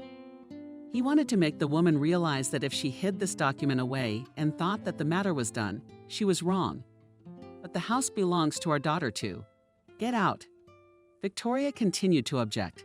There was no way she could allow that thought. Victoria, you came to see me. I'm telling you what's going to happen. If you don't believe me, then why all this talk? I'm not going to coddle you here, said Robert, who immediately regretted his words. Victoria raised his eyebrows. It's a shame that someone as smart as you can't be patient, Victoria said and headed for the door. As she stepped out into the hallway, she paused, considering who else she could turn to. Robert was good at this kind of card business. His card had been in Victoria's notebook for a long time. A friend of hers had urged her to keep it just in case. Victoria was about to leave when suddenly Victoria's voice was heard behind her back. Come into the office, please, said Robert. The woman stayed where she was. Please excuse my impertinence. Let's talk it over again, he said. Victoria turned around. The lawyer was so tall that she had to lift her chin very high to look him in the eye at close range. The papers will stay here. You don't have to worry about them. But as for you, please keep me in touch and informed, he said and handed Victoria his personal phone number. Call me any time of the day or night, Robert added. Victoria took the slip of paper with the number from his hands. Now she was really getting uncomfortable. Let's get started on the paperwork, the lawyer said, taking a pen and a blank piece of paper. When all the formalities were done, Victoria went home. Just as she crossed the threshold of the house, she was met by Evelyn. She was excited. Victoria Peter, very angry. He can't find any documents. I'm afraid there's going to be a scandal, she added. Where is Violetta? The first thing the child's mother asked. She had told Evelyn in a half-whisper at school. Thank you for the warning. Victoria replied, having recovered from the noise in her husband's study. Opening the door, she found a pile of papers strewn everywhere. Peter stood in front of the Capitol's hands. He was drunk, his shirt collar reached, his tie was lying on the floor. What's going on? asked Victoria, portraying on her face complete incomprehension. "Why are you drunk?" "It's not lunch yet," Victoria said. But Peter wasn't paying attention to her. He continued to stand, rocking back and forth. "None of your business," Peter said and wiped his lips. Then he went to the minibar in the closet and poured himself some more whiskey. "You have to stop. You could scare our daughter." Victoria tried to speak in a soft and calm voice. "This is all because of you. This is all because of you," shouted Peter, threatening Victoria's face with his index finger. The woman was afraid that he had guessed everything. "You couldn't give me a son. You deprived me of the most precious thing. You deprived me of the meaning of life," he shouted. Peter had gone completely mad. Victoria did not recognize her husband, who had once been a very reserved, intelligent, and decent young man. "You know I've always loved you," Victoria said. And partly she wasn't lying from the very first day they met. She was in love with him very much. However, she couldn't carry that love through the long days and nights spent alone. She couldn't love him the same way after the time when she needed him most, and he wasn't there for her. Now in Victoria's heart, her love for her husband was only a fraction of the memories of their first year together. "You need to get some sleep," Victoria added, and left his office, going into her room. The time was approaching winter, and so the city began to experience frequent rains with snow and slush all around. This kind of weather both brought longing and sadness, and at the same time made heads fresh and thoughts clear. "You have to take this responsibility," Victoria Sam was saying. "You can't just give up and throw dozens of lives away," Victoria persuaded him. The woman wanted Sam to become the owner of the farm, the bread of the bakery. She saw in him a decent man and a responsible manager. "Are you crazy?" "Who am I?" Sam wondered. "I'm not ready to take on so much. I'm just a simple worker, doing my small role," Sam said, not finding the strength to take such a step. "Everything starts small," Victoria replied. "Do you just have to try it? I'm sure you can do it. I see you as a talented leader. You are impartial, intelligent, and good at what you do. You're fearless, and you're dependable. Is that the kind of person I want to trust?" Victoria said. These words in a half-whisper. Then she ran her hands over Sam's face. "People will follow you." Her lips touched his. A few seconds passed. Sam was still running those words through his head. Then he answered the woman's kisses, his hands sliding down Victoria's body. He missed her so much, pressing her body even tighter against his. He could no longer resist the passion he had ignited. The two lowered themselves onto a small haystack.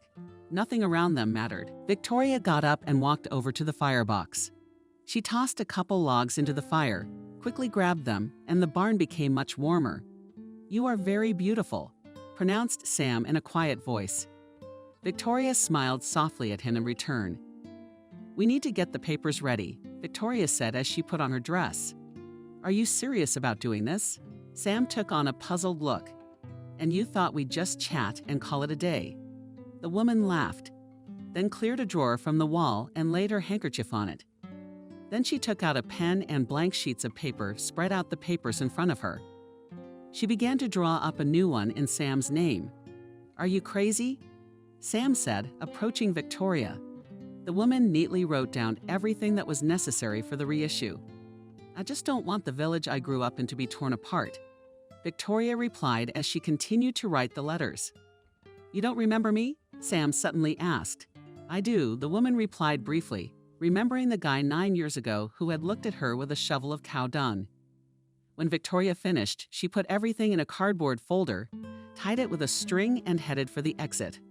"Are you leaving already?" Sam didn't want to leave her so soon. "I have to finish what I started," Victoria answered dryly and went out the door. The woman was in a hurry. Now was not the time to discuss their feelings. When she arrived home, she found Peter drunk again. He was sitting in his office. He was depressed and clearly saw no way out of the situation. Victoria went to her daughter's room. She was reading a book with Evelyn. Seeing her mother, the girl jumped from her chair and clung to her. "You're my sunshine. It's been so long since I've seen you," she said, sinking into the chair. "What are you reading today?" she asked, Today we are reading about a princess who didn't want to go out. Violetta said, "Are you my princess?" Victoria kissed her daughter on the cheek. Evelyn turned to Nina. "Please don't leave Violetta alone. There's no telling where she might go to have adventures." With a laugh in her voice, Victoria enclosed the girl in a hug. Being at home, Victoria watched her husband. She felt like a bad person, but she couldn't stop now. Walking into his office, she silently approached Peter. "I didn't call you. You get out of here," Peter muttered. "I'm worried about you," Victoria muttered. "And for our future." And she wasn't lying about that. "Why do you tell me what you intend to do?" his wife asked him. "It's not for a woman's mind," Peter replied.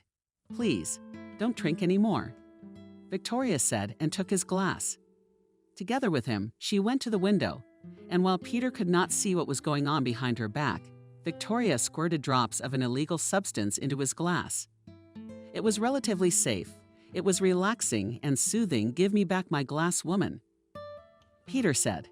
"And for God's sake, leave me alone," he muttered irritably.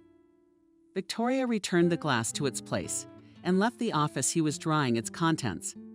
His wife remained outside the door and watched him. The substance had clearly begun to take effect. Peter rubbed his forehead and then leaned back in his chair.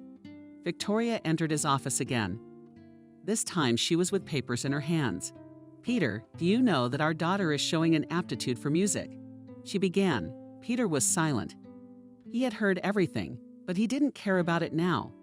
"I decided to send her to a music school." Victoria continued to speak in an affectionate voice. "I don't have time for that now," answered Peter. Rubbing his eyes, it was getting hard for him to focus. "I know, and that's why I've taken care of everything. All you have to do is sign it." Victoria carefully placed the 2 sheets in front of her husband. "You know we're going through some hard times right now." Peter started to object. "Yes, but that shouldn't affect you in any way." Victoria continued to bend his line. "What do you want?" Peter muttered. He got up from his chair to walk around a little and to cheer up his brain. Victoria was afraid Peter was about to leave the office. "I just repeated my agreement on paper to Victoria." "We're as tired?" asked Peter, taking a ballpoint pen. Here Victoria put her index finger, and here Peter quickly crossed out his signature. Afterwards, he threw the pen on the table. "Violetta will be happy," Victoria said. "I won't bother you," she said and went back to her room. Her heart was pounding frantically. She had just committed a dangerous act that could have very unpleasant consequences. Victoria took another look at all the paperwork. Everything had been completed as desired. From now on, the law was Sam, the owners of the dairy and the bakery. The next morning, Peter didn't wake up until just before lunchtime. After packing some things, he left the house without saying anything about it. 3 days had already passed and he was still gone. Victoria was worried about him as the man she had lived with for 9 years. One might think Victoria was playing a double game, and that was partly true. But what would you do if you were in a similar situation? Peter was in another city all these days trying to find a way out. After all, when he was supposed to go to a meeting with those he owed money to, he got into the car. Peter turned around to check if his documents were in place. When he didn't find them there, he was stunned. Peter tried to remember if he had taken them with him to the office or if he had left them in the car. He was angry with himself and his confusion about the search and the whole cabin. And looking under the seat and then into the glove compartment, Peter felt his pulse clearing with each passing second. "Peter, I get the impression you're making a fool of me," a low male bass voice said. "I realize it sounds absurd, no less. But it really is. The documents have disappeared," Peter repeated. Above his upper lip, Barina, a man of tall stature and obviously overweight, appeared. Made himself comfortable in the chair buttons on his shirt, felt the strain. It seemed like they were about to break free. "I have a house that I inherited from my parents." Peter began to speak. His voice sounded uncertain. "It's not enough, I know. But the money from its sale will cover at least part of the debt. I can work off the rest," Peter said honestly. "I'll take out a loan. I'll think of something." Peter jumped at every even dubious opportunity. "I hear you have a daughter," the man said. Peter froze. He didn't know what to say to him. P.S. I have a daughter, but she is only 8 years old. Peter said with trembling lips. You wouldn't his lips trembled more. It was a sign that deep down Peter loved his daughter and treasured her. There was pure laughter. Would you have seen your face? Peter's interlocutor laughed. Peter gave a nervous smile. Sweat appeared on his forehead. He took out a handkerchief and dabbed at it. And your wife? The one who was owed continued the conversation. Rumor has it that she's incredibly attractive. Is it true? He asked Peter. I would like you, Arthur, to leave my family out of this. They have nothing to do with this. I'll put things another way. I promised Tulloch. Don't. Peter turned to crying. You'll see him. Arthur ordered it. 2 sturdy guys in black jackets and black shirts picked Peter up under the arms and led him away. They then led him out of the building and threw him onto the road. Peter lay in the snow with his nose smashed. The cold brought him to his senses. He got up and limped to his car. He didn't want to go back to the city, so he got himself a room in a cheap hotel. That evening, he got drunk again. On the 4th day of Peter's absence, there was a knock at Victoria's house. The woman opened the door herself. 2 tall men in black jackets stood in front of her. What happened? Victoria asked, not guessing the possible reasons. You'll find out soon, one of them said, and offered Victoria to come with them. Victoria was silent for a few seconds, pondering her decision. I wouldn't advise you to try to escape. It's impossible. The other man said and took a step towards the woman. I need to say goodbye to my daughter, Victoria said. Okay, you have 2 minutes. The first said condescendingly. Victoria, breathing heavily, entered the children's room. Violetta was practicing her hands. Next to her was Evelyn. Everything is well? The maid asked. Yes, I have to leave on business, to talk to a customer. Victoria lied, trying to speak as calmly as possible. While her mother said Violetta kissed her mother firmly, Victoria smiled at her, then headed for the exit. The men in suits were still waiting for her on the doorstep, pointing to the black car with their hand. They waited patiently for the woman to get into the car. Victoria tried not to panic. Where are we going? She asked. Silence followed in response. Okay. To myself, Victoria replied. After a couple hours of driving, the car finally stopped. The door opened and a man in a suit motioned for Victoria to follow him. The woman looked around. She had a spacious garden with snow lying somewhere. The whole area was enclosed by a fence of thick parallel iron bars that ended in a spike at the very top. Do not delay, the man said kindly. Then Victoria, with an escort at her side, walked into the 3-story mansion. The craftsman had done a very good job on its interior a little while later, walking up the stairs. The woman found herself in the elaborately furnished room in which the man sat. So this is how the man pronounced it, rising from his seat. Victoria felt a lump approaching her throat. I'm sorry, but I'm a little confused as to what I'm doing here. Who are you? She asked directly. My name is Arthur. But for you, Victoria, I can just be Archie. He said and kissed the woman's hand. How do you know my name? She asked again. Arthur laughed. Are you more curious than I thought? Victoria, I didn't understand his joke. She waited patiently for the reason she was here to become clear. When she saw the clock on the wall, Victoria glanced at it often, as if waiting for something. You know, I've always been interested in looking at the woman who happens to be the wife of the head of the village administration. Victoria took a look. Now she guessed why she was here. I'll admit, honestly, I expected anything, but I in no way thought they had such marvelous beauty. Arthur ran his finger along Victoria's neck. At that moment, she felt like a hunted lamb. However, she was beginning to guess that Arthur had no intention of hurting or bullying her. He truly wanted to enjoy her company.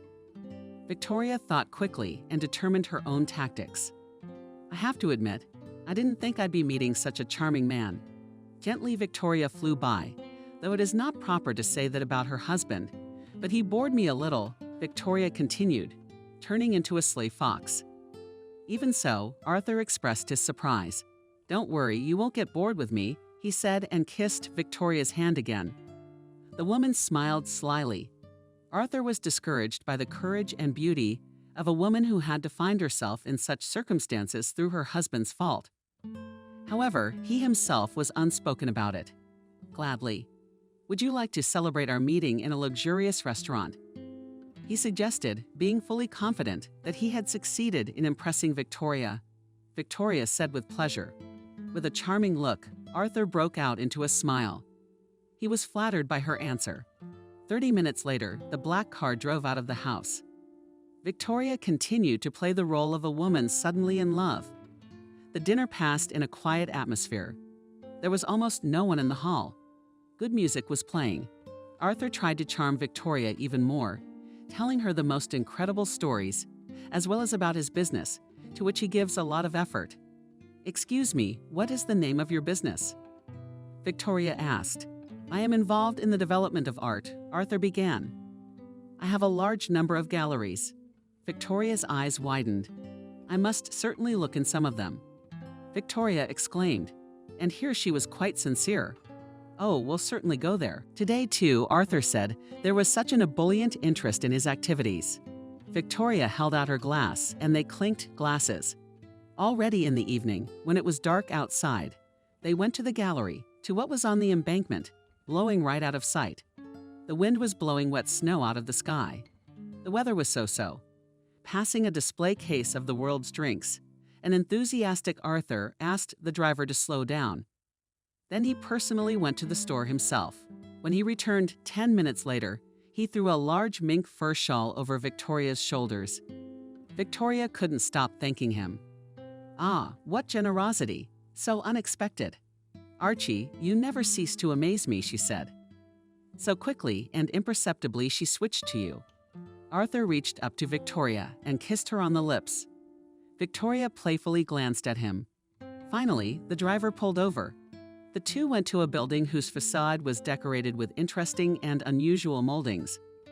The faces with their horns twisted and their tongues sticking out were more awe-inspiring than the desire to admire them. When Victoria stepped inside the building, she was struck by its "Are you cold?" Arthur asked her, putting his arm around her shoulders, and then started to light the fire. "I didn't think art lovers could start a fire," Victoria muttered. "But that's how my father taught me," Arthur replied. "I'm from a small town myself, so I'm familiar with this sort of thing. Bring water, bring wood, chop wood." "That was easy for me to say, Arthur. I'm easy to pick up. As you can probably tell, I've done it all by myself," he said, proud of his accomplishments. Victoria looked around the room. There was a large upholstered sofa, beige in color with a table. A small refrigerator stood in the corner. Arthur moved closer to Victoria again and exposed her shoulders. Victoria held her breath. The man began to caress her skin, inhaling her scent. Victoria realized that things had gone too far. She took on the appearance of a cute kitty cat. Playfully, she tried to escape from her hunter. Arthur was terribly amused. But at the very moment when Arthur was ready to sink down on the sofa with Victoria, there was a shrill alarm sound. Dumbfounded, Arthur jumped to his feet, looking around and figuring out which way to run. Victoria also put her cape back in place and rushed for the exit. Arthur, as well as his guards, were perplexed as to what was the reason for the alarm going off.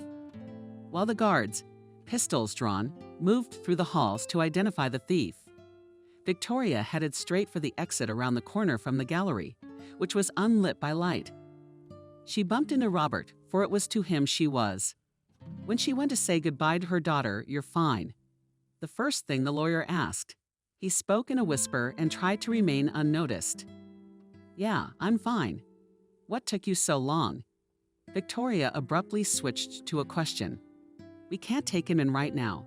There's no reason to. You'll have to hold on to him for a while longer," Robert said. "I'm not sure I can do that." Victoria whispered as loudly as she could. "They're coming. I'll be right behind them." That's all the lawyer had time to say, and then he took off into the bushes. "Victoria, are you all right?" Arthur asked her this time. "Fortunately, yes," Victoria answered, pretending to be short of breath. "We have to get out of here. It's dangerous to stay here," Arthur said. And taking Victoria by the hand, went with her to the car when they got home. It took Arthur a long time to come to his senses.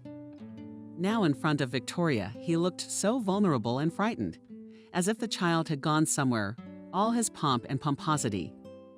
"Victoria, I'd like to continue talking to you, but today's incident has thrown me off my game. I have to call someone, and then I'd like to be alone," he said. "Yes, of course, I understand," Victoria replied. "But that doesn't mean you can leave," Arthur added suddenly. And really, why would Victoria think that? "There's a lovely room up there for you. You can rest properly and have a good time. Vanessa will see you out," he said, and then pressed a button. A woman who obviously worked here as an au pair soon appeared. "Come with me," she said. The greeting surprised Victoria. She said goodbye to Arthur, and afterward went after the woman, who was a native of either Mexico or Spain. The au pair was a very nice woman. She showed and told Victoria everything. She also asked if she would like something to eat. Victoria shook her head in the negative. She left when it was getting dark and night had fallen. Victoria decided to leave the room and explore Arthur's house. She guessed that Arthur was the man to whom her husband had lost at cards, which meant that somewhere in here might not hold the paper on which Arthur would collect the debt. The door creaked familiarly. The woman tiptoed along the hallway. She approached each door and tried to open it. However, her idea proved to be a failure. All the doors of the rooms were locked. Victoria wondered why so many rooms for a person who lived all alone. Finally, she saw Vanessa walk out of one of them without locking it through the open door. Victoria had time to realize that this room was either a meeting room or Arthur's office. After giving her a glance, she stepped through that door. Indeed, it was Arthur's office. Finding the documents she needed here was more difficult than Victoria had realized. Quickly trying not to make any noise, Victoria went through the papers that lay directly on the desk. The right document was not among them. Victoria returned the boxes. But how? Of course they were on the key. Footsteps were heard. Victoria glared. She thought of nothing better than to hide behind the curtains. Sam God, there were thick, long curtains hanging on the windows here. Victoria kept her cool. Trying to remain calm, Vanessa wiped the desk with some kind of product injected on it, then looked around and checked the potted palm tree that stood in the corner of the office just where Victoria had hidden. Luckily, it was all gone. Vanessa, not suspecting anything, walked out the door, which she hadn't locked behind her.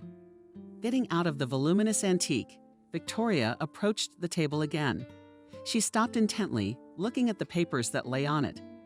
"Ah, here it is," she muttered to herself, picking up the document in which her husband acknowledged his obligation to repay the debt. Victoria quickly twisted the document into a two and hid it in the sleeve of her dress. Footsteps were heard again. Victoria looked out the door, no one, but on the field, and got out into the corridor and headed for her room. "Victoria, what are you doing here?" A servant's voice rang out. Victoria strained a smile. "I heard a noise and thought I'd check to see if everyone was sleeping okay." "Not yet," she lied. "I always cleaned Arthur's room late at night.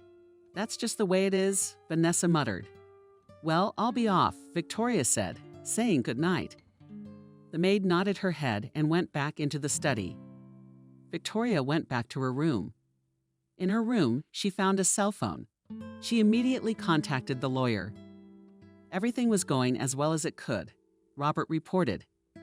He hadn't realized that this woman's appeal would help him get so easily and so quickly close to one of the biggest owners of the House of Cards. Until now, he had always managed to sneak away or find protection for himself. But now that Victoria is in his home, she can provide him with the evidence he needs. "Victoria, please remain calm," the lawyer was telling her. "It's easy to say he's just about to attack me," the woman complained indignantly to him. "Can you do it? I believe in you, and I'm always here for you," Robert said and hung up. Victoria took a deep breath.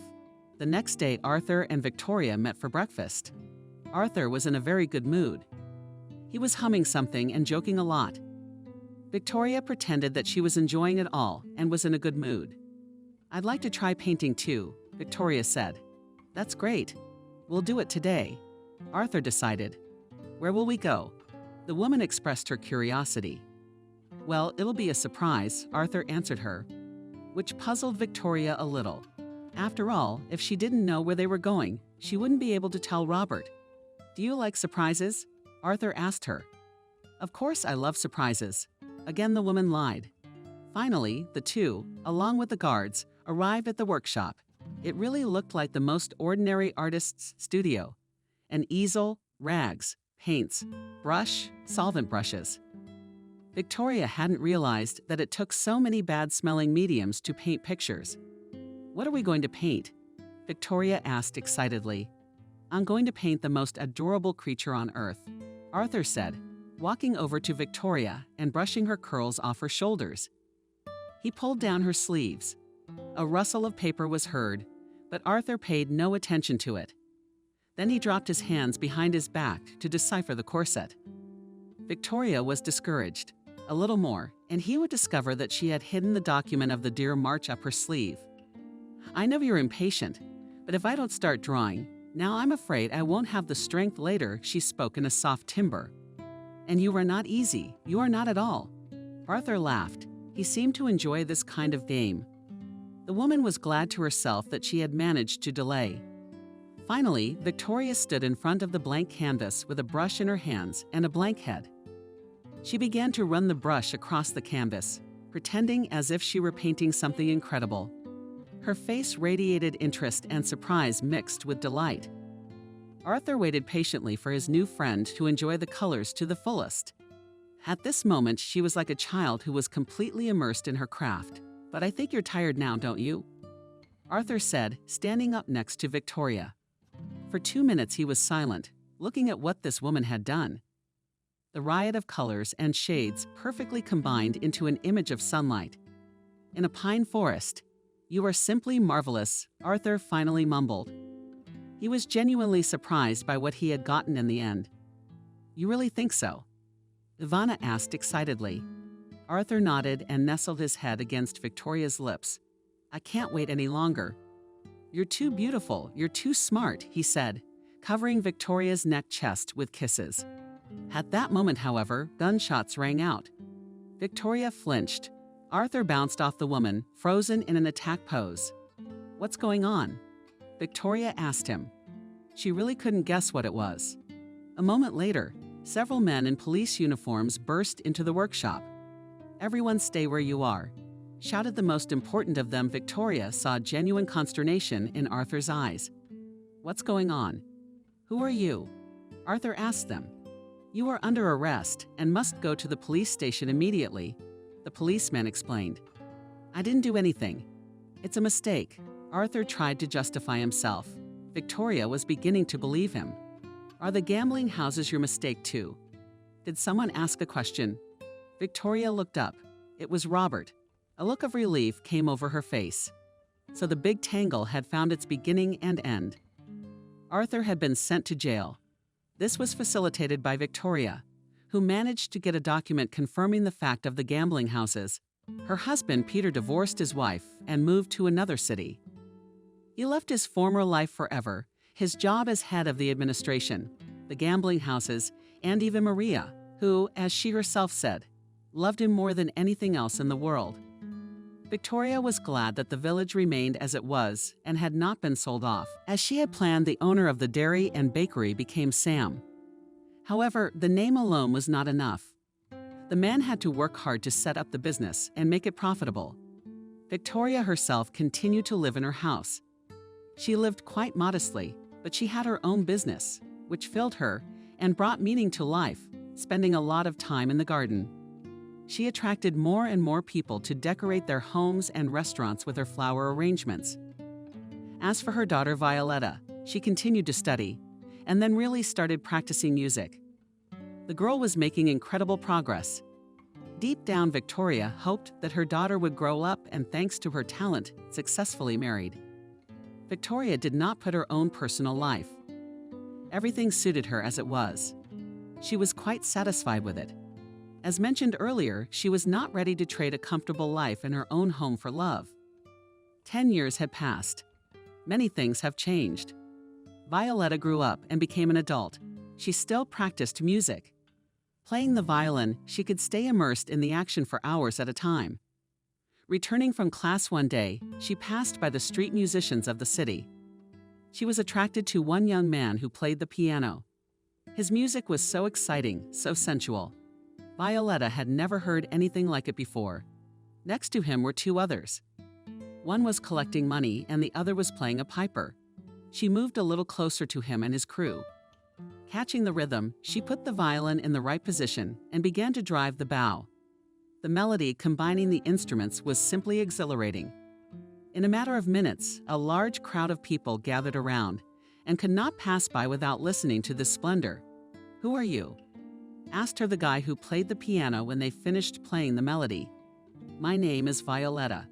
"You play well," she remarked, immediately throwing in a compliment. "I'm Greg. I haven't seen you around here before." "You're dressed too well for a street musician," the guy said. He looked about 20 years old. After looking at Violetta, he took out a cigarette and lit it. "Shall we go for a walk?" I suggested. He winked. The girl didn't mind. A friendship developed between Greg and Violetta. Almost every day they met in the park and started playing. Then, after finishing playing, Greg would cover the piano with a number, and they would go for a walk together. Victoria noticed that her daughter began to stay late after school frequently. 2 weeks later, she's her "My dear girl, you started coming home later. Have you got a boyfriend?" Victoria asked, looking into her daughter's room. "You have to talk about it." Violetta answered a question with a question. She didn't want to discuss her personal life with her mother. "I just want you to stay out of trouble and not to grow up in a hurry." Victoria said, "I'll take care of it myself." "Okay, Mom," replied her daughter. "Okay, but you have to think about your future first," her mother said. "I remember," Violetta answered her. Victoria went to her room. Violetta started to do her homework. It was hard to concentrate. Her mother's words hurt the girl because she realized that the bright future of street musicians is not coming soon. But it's not so terrible, like the fact that Violetta was crazy about him. They really loved each other. It's easy. So did Violetta. It was well known that her mother would never approve of her choice. Finally making up her mind, Violetta still invited Greg to dinner with her family. The cook had prepared a delicious meal, and she tried to please the guests. When Greg entered the house and said hello, Victoria immediately realized what he was made of. Remaining gracious and friendly, she invited him and her daughter to the table. "You must have been awfully hungry while you were getting here," Victoria said with a smile. "Yes, you're right, Victoria. I would love to taste your treats," the boy said cheerfully. Violetta glowed with happiness. "It's already off to a good start. And what do you do, Greg?" asked Victoria the question that Violetta was most afraid of. "I love freedom," the guy replied. "Light and easy." He wasn't going to pretend to be anything else. "Oh yeah, would you explain what that means?" Mother Violetta asked. "I'm a free-flying musician. I don't owe anyone anything, and I don't owe anyone anything. And this is true happiness," he pronounced at the stove an accurate cutlet. Victoria couldn't help but smile at his remarks, partly contained in his words.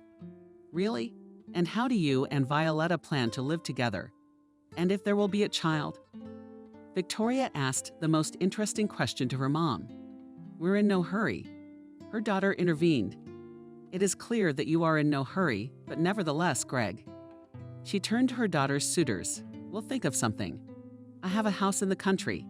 My parents live there. They'll always help. We'll have cows. You can survive on your own farm." "Do you know how cheerfully Greg spoke?" Victoria's eyes widened considerably. She had not expected such a turn of events. When her mouth felt dry, Victoria raised her glass with juice. "It's beautiful here," Greg said. Looking around, Violetta giggled. After dinner, Greg played a little tune on the piano that stood in the corner of the living room. Victoria had to admit that he played very well. However, that was not a sign of a happy future. Greg said goodbye and left his friend's house.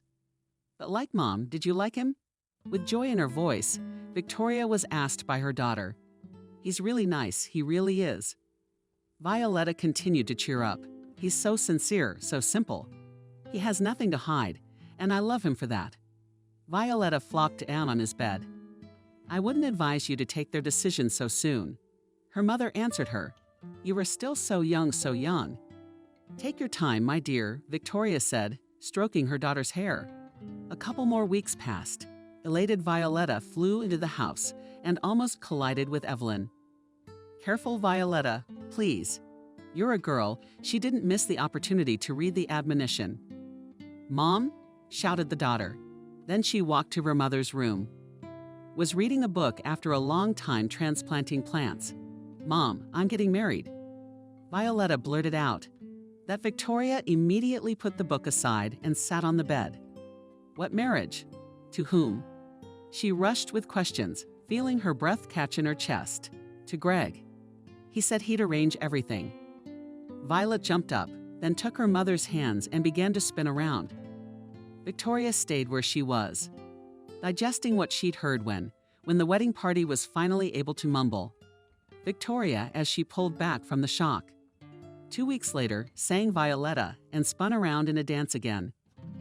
As only Victoria did not dissuade her daughter, what only her life did not prophesize, and warned how difficult it is to live when you do not have enough money, but all to no avail. Violetta flatly refused to listen to her mother. Victoria went back to her room. She paced from side to side and couldn't find her place. Victoria could not allow her talented girl to spin her life into a redneck. Preparations for the wedding were in full swing. A seamstress arrived at the house. She asked Violet to wear the dress to identify flaws and tweak the rendition. Victoria entered Violetta's room. She walked the bride-to-be around, inspecting her outfit. You are very beautiful. It's just a shame you don't appreciate yourself, Victoria muttered. Didn't I teach you that? Victoria said in a trembling voice. She was really afraid and worried about the future of her only daughter, who was now an adult and needed to accept it. But still, the maternal bond always remains very strong throughout the life of mother and child. Mommy loves me very much, Violetta said, wanting to reassure her mother. My girl, unfortunately, in our material world, it is not always possible to live a happy life at the expense of love alone. Victoria continued, hoping deep down that her daughter would hear her. At this moment, however, Violetta did not say anything to her mother. She silently looked at herself in the mirror. The girl's gut began to fill with anger and hatred. She tried to hold it together, but at some point she let out what she really wanted to say to her mother. I know why you say that, Violetta said, in a raised tone, because you yourself have never loved my father. You don't know what love is at all. I don't want to be like you. I don't want to settle accounts, Violetta blurted out like a dog off the chain. She screamed like a wild animal, as if all the things she had accumulated were suddenly bursting out. Victoria was stunned by her words. She had never heard anything like that before. In an instant, her daughter had become a completely different person. I'm sorry. That was all Victoria could utter, and then she left her daughter alone with the dressmaker. And Victoria brewed herself some soothing tea, taking a mug with a hot drink. She walked to the window of her room. Her window overlooked the garden she had created over the years. Victoria stared mindlessly at the bright colors of the flowers. She felt completely empty inside now, as if everything she had inside her had been pulled outside and thrown into the abyss. Victoria took a sip. Really had a beneficial effect on the woman's well-being. A few days before the wedding, Greg came to visit. He brought with him 2 bouquets of wildflowers. Victoria, who knew a great deal about such things, restrained herself from expressing her real impression of them. Greg behaved very courteously, though he was not going to hide his rustic habits. Victoria honestly tried to change her attitude toward him, but her reluctance to give Violet away to a commoner, to someone who was going to raise cows, was much stronger. Victoria did not express it, but inside her there was hope that her daughter would come to her senses. The day had come when Violetta would have a family of her own, pack her things and leave home to create a new world of her own. The wedding took place in the village in the same one Victoria had grown up in. She loved her native land, but only from afar. She didn't want to go back to her old life. Greg decided to take care of all the arrangements. Although he was from a simple family, he had some savings. He spent it on fancy tables, music, and a suit. His parents did not stay away and took full part in the preparations for the wedding. Violetta was crazy about their simple and honest communication with each other. Violetta was over the moon. She couldn't wait to finally be handed over to the priests and become legally husband and wife. The marriage ceremony took place in a small church. Everything here was just as it had been 18 years ago. Beaten walls, candles, and icons, modest decorations in the form of angels. Inside smelled of freshly baked bread. Victoria experienced strange feelings. Everything was mixed up in her head. Memories from her childhood and glimpses from real time. Memories of going to church with her mother came to mind. Walks in the field boyko cows, hot days in the body tired of gnats, and fun bathing in the river. Here came Violetta in that snow-white dress. She looked so magical and beautiful. The long veil was coming down. Surrounded by the plume, leaving behind a white path, the priest said a prayer and made a speech, after which the bride and groom gave their consent. Then they exchanged gold rings. Greg himself had personally earned the money to buy them. Admittedly, he honestly had to work hard. After the marriage ceremony, the newlyweds and guests went to Greg's house to celebrate. The long tables were filled with various dishes prepared by the whole village. Apparently, Greg's simplicity had won the villagers over, and they were eager to make friends and help him. Though this surprised Victoria, it still didn't impress her enough. She still wanted to show her daughter what awaited her after the wedding. According to tradition, after the feast, the guests went to escort the newlyweds to their bed together, to be witnesses of the fact that today, on this first wedding night, they will unite their souls and bodies. Victoria herself was in charge of preparing the bed for the newlyweds. Violetta was certainly not averse to entrusting such a task to her own mother. It was already getting dark outside. Night lights burned along the edges of the sidewalk. Everywhere hung luxurious flowers, which Victoria had specially prepared for such a celebration. Victoria walked first, then Greg and Violetta, followed by Greg's parents and guests. With each step, the newlyweds approached the gate, completely trusting Violetta's mother. They didn't ask why Victoria was leading them in the opposite direction from the house. Let the guests in the house have a good time. Victoria spoke, turning to the newlyweds. A smile shone on her face. None of the guests had any idea what surprise she had in store. Violetta and Greg began Victoria. We all know that our ancestors first lived under one roof with a cow, which fed them and gave them sustenance. So let's not change the customs of our ancestors, and for a happy and prosperous life, you will spend your first night here. Victoria finished and opened the door. Also looking at the faces of the newlyweds, in the first seconds, Violetta could not hide her amazement. A little later, her face changed. Greg and Violetta were stunned by what they saw. Victoria greedily absorbed their every emotion. The groom's parents and guests opened their mouths. But instead of starting to be outraged, Violetta turned to Mother Us. "And who is this?" she asked without averting her gaze. "What do you mean?" "I don't understand," Victoria interrogated her. She was still looking at her daughter, who was more than stunned. "What is he doing here? Who is this man?" Violetta asked again. Greg, at this time, barely holding back a smile, remained silent and watched what was happening. Victoria, finally unable to bear it, looked inside. On a white sheet that was spread out on a haystack, which Victoria had diligently prepared, lay none other than Sam himself. He was in a blue suit, lying on his side, one leg bent and one arm and head propped up. When he saw Victor, he smiled. At the same moment, the cow let out a prolonged, "Victoria, my love." Sam jumped down from the stack and approached her. She couldn't say a word. "When the time comes, the paths of white men converge," he said, taking her hand. Victoria drew more air into her chest. She was searching for the right words. There was silence all around, and even the guests were watching intently. The woman found herself in a very, one might say, extremely awkward position. "What's going on here?" asked her Violetta. Victoria, tried to answer anything. At that time, Sam got down on one knee and proposed to marry him. Victoria had been trying to forget about him all these years. It was securely ingrained in her mind that you can't marry a redneck. She fought with herself, suppressing her true feelings. She negotiated with herself, in the end, And a strong woman like Victoria, it worked out. She managed to extinguish in herself that beautiful feeling, the feeling of true and sincere love. But apparently light love has so much power that even after many years she was able to get to her and make her accept it, feel it, let it inside. Victoria couldn't hold back the tears. She burst into tears right in front of all the guests. "I think they should be left alone," pronounced Greg, leading Violet with him. The guests followed them. The party continued. Victoria and Sam were left alone. "Why didn't you answer the calls to my letters?" I asked Sam. "I didn't think it was necessary," Victoria answered, holding Sam's hand in her palm. "You're very beautiful, very smart. But I couldn't imagine that you could be so cruel to yourself," Sam said. There was silence.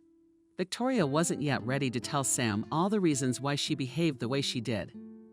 She was fully giving and acknowledging all the darker sides of her being, and she could also give an explanation for her behavior. "You know, I don't care what happened before today," Sam continued. "I just want you not to shut yourself off from the love, the real love that we once had," he said. Victoria sighed, then looked up at him. "I'm afraid I'm used to living like this," Victoria admitted honestly. "I'm quite happy with my life," she said. "I don't want to be intrusive, but let's try it first," insisted Sam. Unfortunately, Victoria was unable to respond to his request. The only thing she realized was that she had no right to destroy the order her daughter had followed. She had to recognize that she was not the Lord God. She was not a divine force that created circumstances and bound two people together so strongly that if it were to be broken, it would result in great heartache earlier. Victoria is resigned to her daughter's choice, but thankfully it wasn't that bad. Greg and Violetta moved to the city and settled here, in the house that had previously belonged to Peter's parents. Greg took up music in earnest. Thanks to Violetta's insistence, he graduated from the conservatory and became a successful teacher. This exciting, interesting work gave his family stability and confidence in the future. Soon he and Violetta had a beautiful son. As for Victoria herself, Sam managed to melt her heart. Of course, for this he had to be patient. However, and in this he was helped by his work. After all the 10 years during which they did not communicate with Victoria, he did not sit idle. The development of dairy farming and bread bakery did not let him fall into despondency, and this benefited everyone. After all, thanks to Sam's persistent activity, he was able to noticeably improve the working conditions of employees, as well as to introduce new technologies, such as feeders, settlements, and apparatus for bread. The bakery has also upgraded equipment and increased pay. The villagers thanked Sam. They saw him as a true manager. And the very first to believe in his powers was Victoria. Gradually, this grown woman was able to get rid of the fears she had carried through her life. She learned anew to trust, to accept, and to love. "My dear, you've been in the garden too long," Sam said, putting his arm around Victoria's shoulders. "Come, I've made you some tea," he added. Victoria was coming from Kyiv. "How nice it is to be near you," she answered. And at that moment she felt so easy. And it was true. After all, everything was in its place.